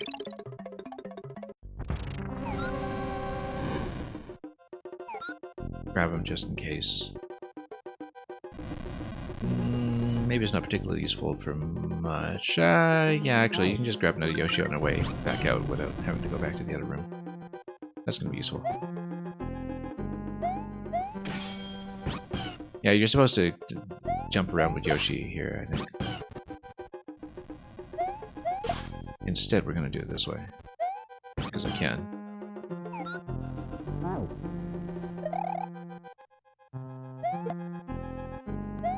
Just in case we miss like crazy.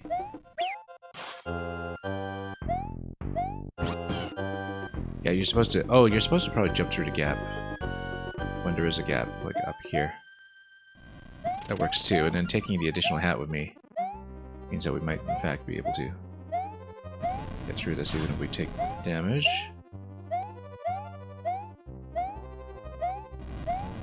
Yeah, I like having the extra.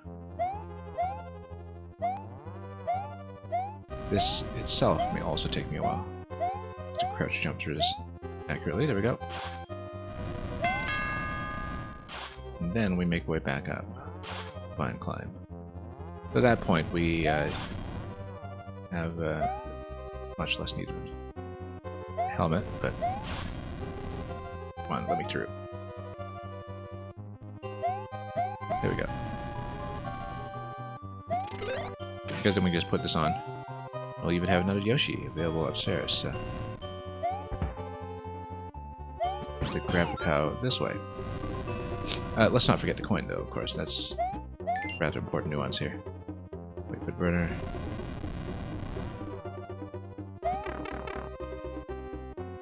Then we whack the muncher.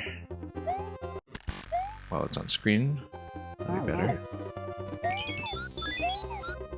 Grab the POW over here in case we face Bowser, which I suspect we will. Star? Yeah, that works too. I guess we'll take the checkpoint. Come on. Okay. That's... You know what? We've got Yoshi. We don't care about this. We've got Yoshi and the helmet. We don't care about any of this. Well, mostly. Hang on.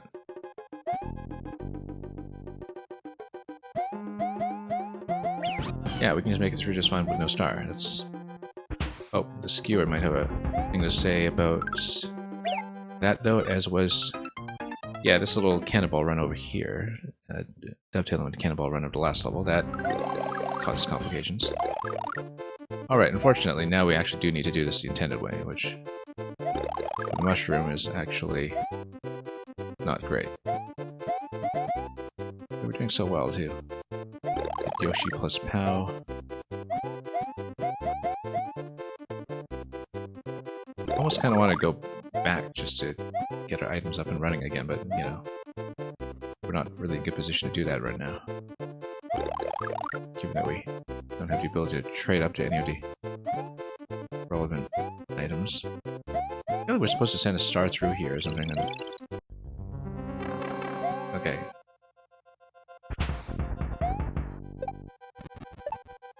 Okay, there we go. Oh, no, keep pace. And, okay, that's fine.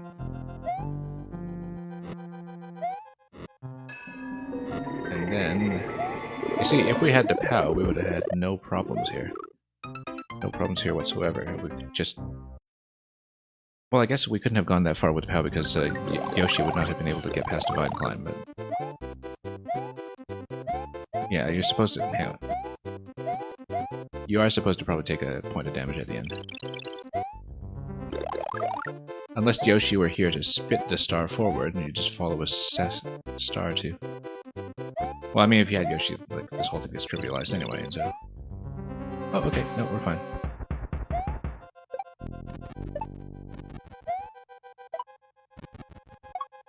There we go, and then I totally missed that.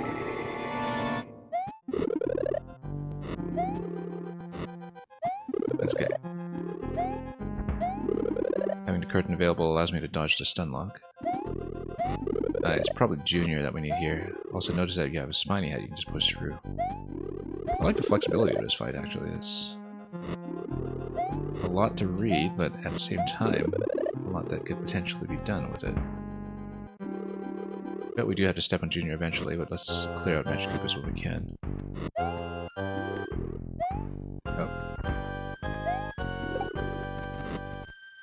A little bit risky, I think. Oh, we've got a nice big curtain. Oh, come on. Magic Koopa missile just dropping that Goomba on me. That was something I hadn't even considered. Nah, let's go back.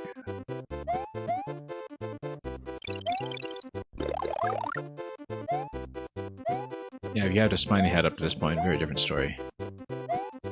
Just straight up get some kind of skip.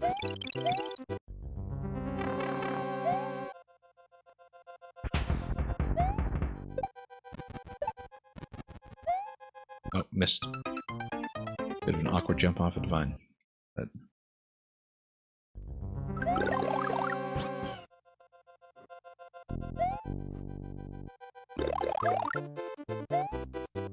oddly enough.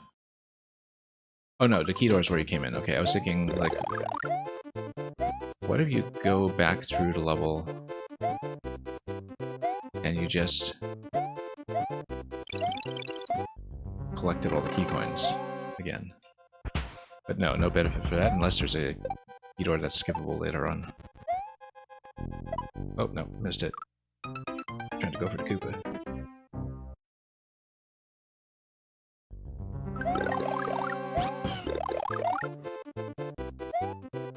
Anyway, let's bounce a star and just...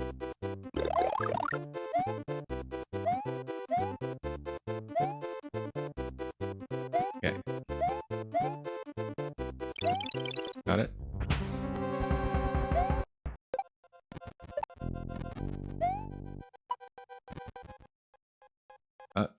Okay, good. That was a better fall than I expected from having Mario be big. Okay. And you know what? Yeah, we'll let him clear the Magic Koopas for me. That's a lot better. That's a lot better. And we'll just get a third hit here and go through to E. I like that there's seemingly a spiny head skip here. That's a nice thing to see. I think it's a skip. It's gotta be, because you absolutely can keep the spiny head up to this point. And yeah, it gets you actually another key. If you do the spiny head skip, it points to another key up the top of the vine curtain. Which raises the question, of course, is there going to be some additional bonus key door past this point? I think you just deflect fire at Bowser, because again, we're keeping a power and thing, not that you could pass the vine curtain.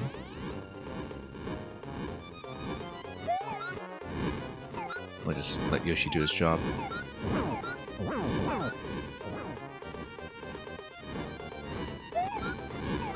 What is he up with as second Yoshi anyway? I guess if you have, once again, a spiny helmet, you get access to second Yoshi.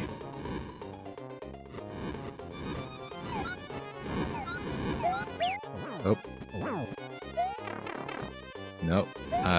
Yeah, that's okay. Yoshi bounces back. I wasn't sure. Yeah, you don't get locked out of the fight this way, thankfully.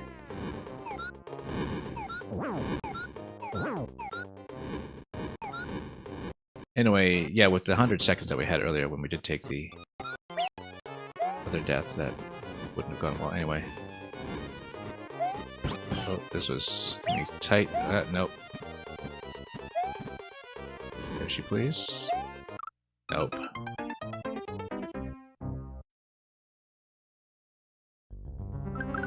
Okay, let's start. Let's let it bounce this way. Nope, this is gonna stall a bit too much. That's okay, it just means we'll be down by mushroom.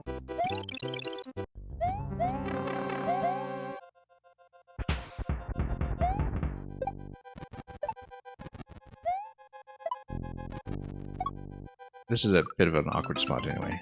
Yeah, I lost momentum because we were pulling back to compensate for the cannonball slightly.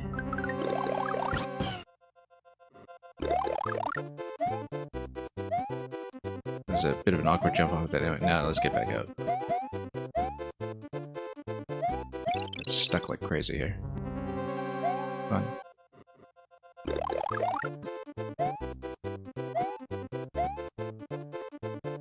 Oh. See, this is why we don't do Team 0%. I've been saying that a lot recently, I think.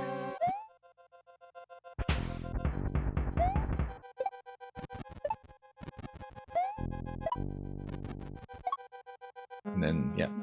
Luckily, bumping into this wall isn't too much of a liability.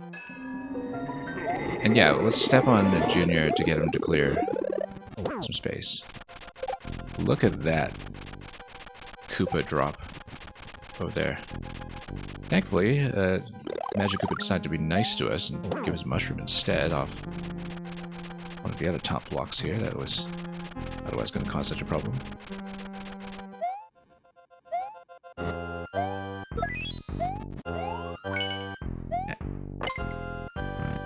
Now for the Yoshi bit, which, yeah, you'd think is just a bit of a victory lap here. We still managed to find a way to die to it, so. Oh. Oh.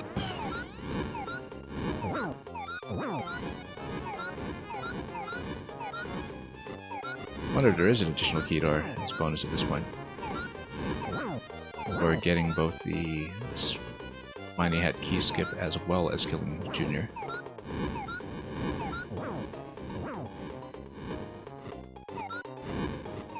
Look at this level, just flexing the remaining entities on it too, just, you know, having all the grinder blades sitting here for aesthetic reasons. Oh.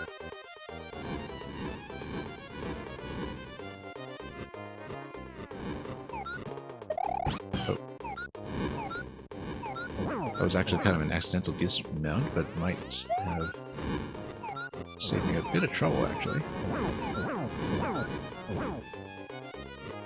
Anyway. Okay, anything else? Nope, that's it. Oh, look at that one-way panel on the top. Because... yeah, I couldn't really have taken Yoshi up here unless I timed it with a turn block. Let's... okay, no, let's... That's just a straight-up skip, actually. That's just a boss skip. I mean, you'd have to dodge fire to some extent while you do it, but if you're taking a damage boost anyway, instead of just spinning over everything, that's just a boss skip. Very interesting. But these levels have been full of things like that, you know, much more Nintendo's philosophy in some ways than makers who prefer to force you down a narrow path.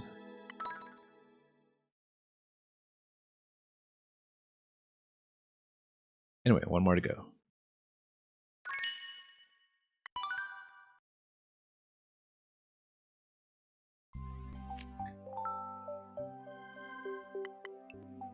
Bowser's Treacherous Trek.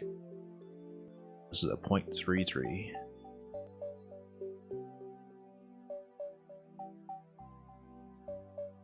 And yeah, look at Marnalar over here, just cleaning out the records on all four of these. Pretty impressive. 25 seconds, really. It's some kind of massive skip. I mean, 1 minute 18 here. Okay, no, he didn't get the record of this one, but I saw SRA in some of the other records, though, and some of the other levels that we saw today. So, 3 out of 4 from Marnalar. And if it's at 25 seconds, I do see some... Yeah, that looks very much like a P-Switch maze running segment. I could potentially see some kind of fancy skip for some of what's going on here, but how bad could it be? Let's take a look.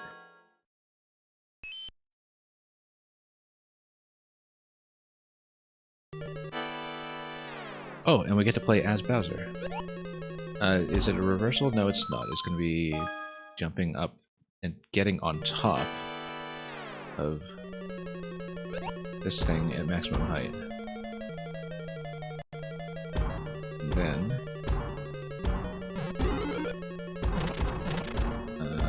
Okay, that's fine. Oh, were we supposed to go up top here? Yeah, no. Or is that just a ceiling? I couldn't tell at all. That's right. Maybe not. Yeah, that's just a...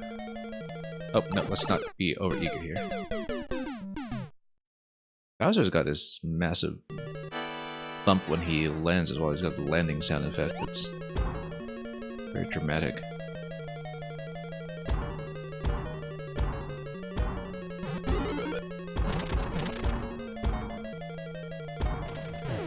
Do we ride it down? Yes, we do. We take the boot. Oh, nope, missed it. And we can trade out to the next boot, so we just need to hit once.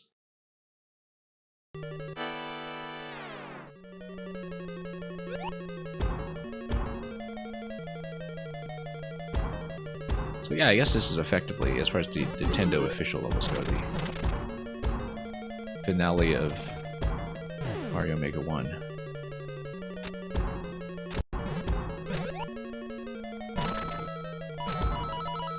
At least on the Wii U. I know 3DS has its own thing going on when it comes to Nintendo content, but...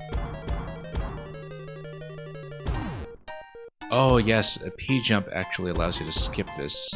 This would be post-patch P-jump though, would not be very convenient. So we actually gained a little too much height there. But you can land a P-jump. That's a huge skip there.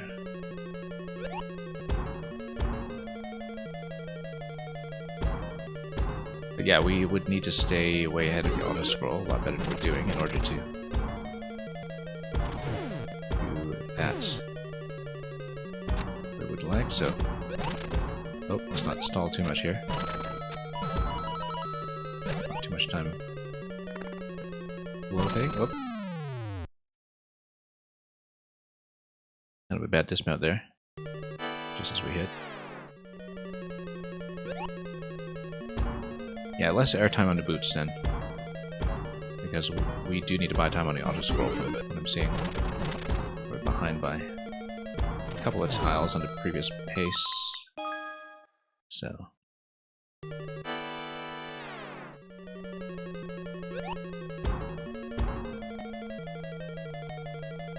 Anyway, back and forth.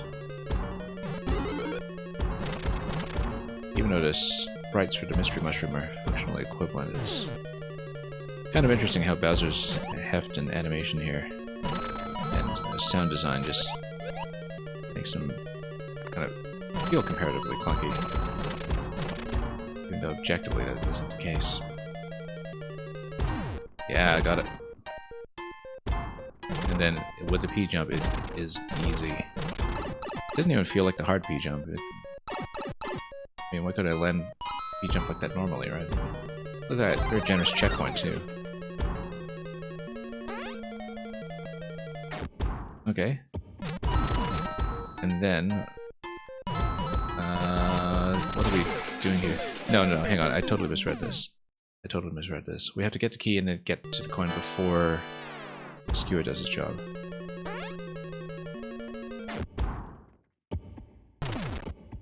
So, we need to activate the P and do a coin drop on a POW. Yeah, no, because the P blocks off the key unless we do a coin drop on a POW first. So, yeah, that's what it is. Just a time-sensitive micro-puzzle, effectively. And then P-switch needs to be active at this point, because then... Otherwise... we get into trouble here. Now, let's clear some of this space, and let's see where these doors go. Are they symmetrical? They are. And then we just need to play like this. We knew from previous experience with one of the other levels we saw that this kind of setup is very troublesome for me. With the vertical climb that we were doing in one of the other levels. I think it was the Undo Dog one. No, sorry, wrong order. Wrong order. POW first. Has to be POW first. That segment looks like trouble. Now, this segment here is absolutely trivial if you just pay attention to what's going on. And then you do have a bit of a P-switch timing check over here.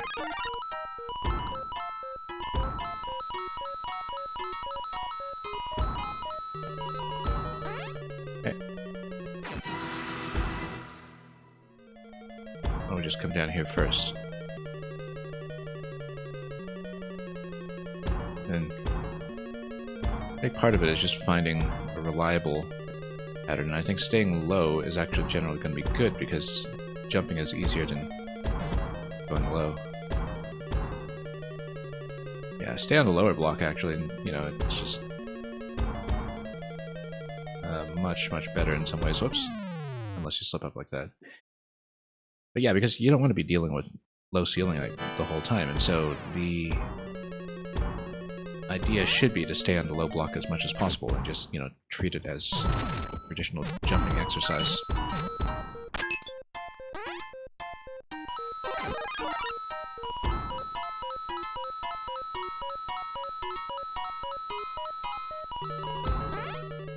Okay, down we go.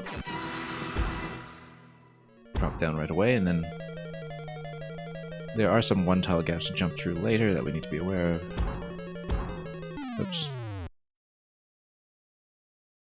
By the way, I do notice a nuance that with the mystery mushroom, everybody has a crouch, which is not the case in Maker 1 when it's just Small Mario by himself, at least in some of the styles.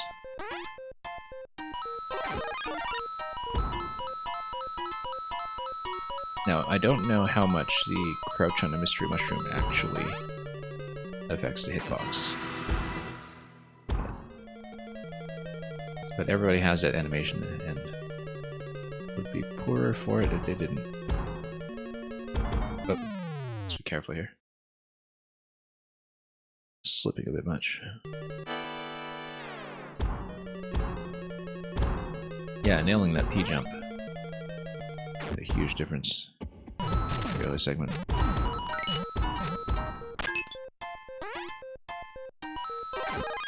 I always kind of wonder if maybe this level was clear checked on Nintendo's end before the P-switch change, because the P-switch change was also a patch that was around March 2016, I think. So I don't know if this was pre-patch or if it was just a clear check that was pre-patch, perhaps, on Nintendo's end, because they would have prepared some of this stuff well in advance, right, for release. Because that P-jump felt like the easy version of the P-jump, not the murderous one for which Mario Maker 1 was largely known. Basically, up until about March 2016, the P-switch jump in Maker 1 effectively feels like the one that we currently have in Maker 2 in terms of the timing window. And then past that patch, the P-jump in Maker 1 sort of required you to hit, I think, either the start or the ending frames of the contact with the P-switch, which means that there's a whole chunk in the middle where you just straight up whiff it. And we absolutely noticed a difference in some of the other levels that I had featured earlier in the set that we've been running, when we were running Waryuto's levels a couple of weeks ago, where he had a pre-patch and post-patch P-jump level, and the difference was nightmarish.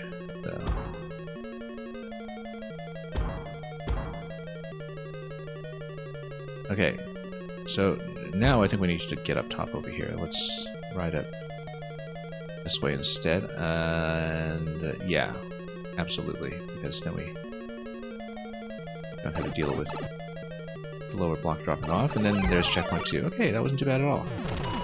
And then we're just going to slip off right away. So that was really not too bad at all. 2 pipe exits, by the way. I wonder if maybe there was a lower pipe that you'd drop off to. Okay, can't keep it past the 2-tile gap. At least we're not going to try it. Oh, that's it. Wow, that was quick. Yeah, Mario Fan 1267, welcome. We are actually just about to finish up because I usually try to run to stream about 4 hours, and that actually ended up being a perfect fit for the content we just saw today. So, but thank you for dropping by anyway to see the ending of Bowser's Treacherous Trek. Lots of fun, this one.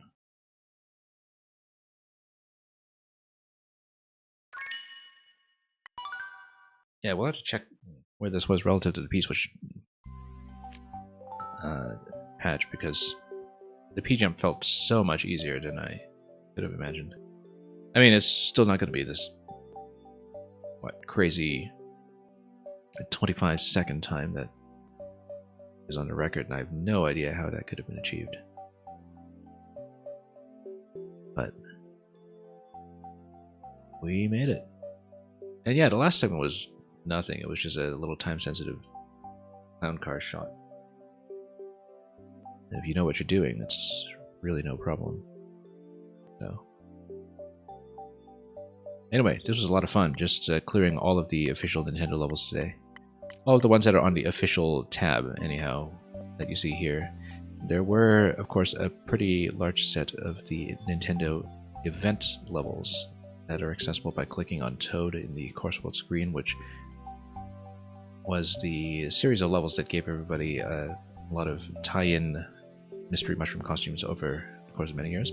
I had played all of them before, and I didn't necessarily intend on streaming those, but maybe in a couple weeks' time, when we're getting near the end, if we want to fit those in just to record them and talk about them and see some fun costumes, maybe we'll do that. But we will, in the meantime, be going back to lots of content by featured makers that I want to show off. We had a fantastic time running levels by David, as in David Pinkston, over the course of this week. Some genuine classics and keepers in there. And we've got lots of other makers up ahead, some of which I'm familiar with in Maker 2, some of which I've played before in Maker 1, and some of whom are just highly recommended surprises. Like I've been saying, this is usually our time slot for Maker 2 viewer levels, but until the shutdown of Maker 1, we're going to focus on Maker 1, and we might try to deal in a casual viewer queue with Maker 1 codes at some point, so if people have codes that they want to send me, or levels that they are very keen on suggesting, feel free to dump them onto Discord, or just come by when the stream is live. In the meantime, we're going to send you folks off to another stream somewhere.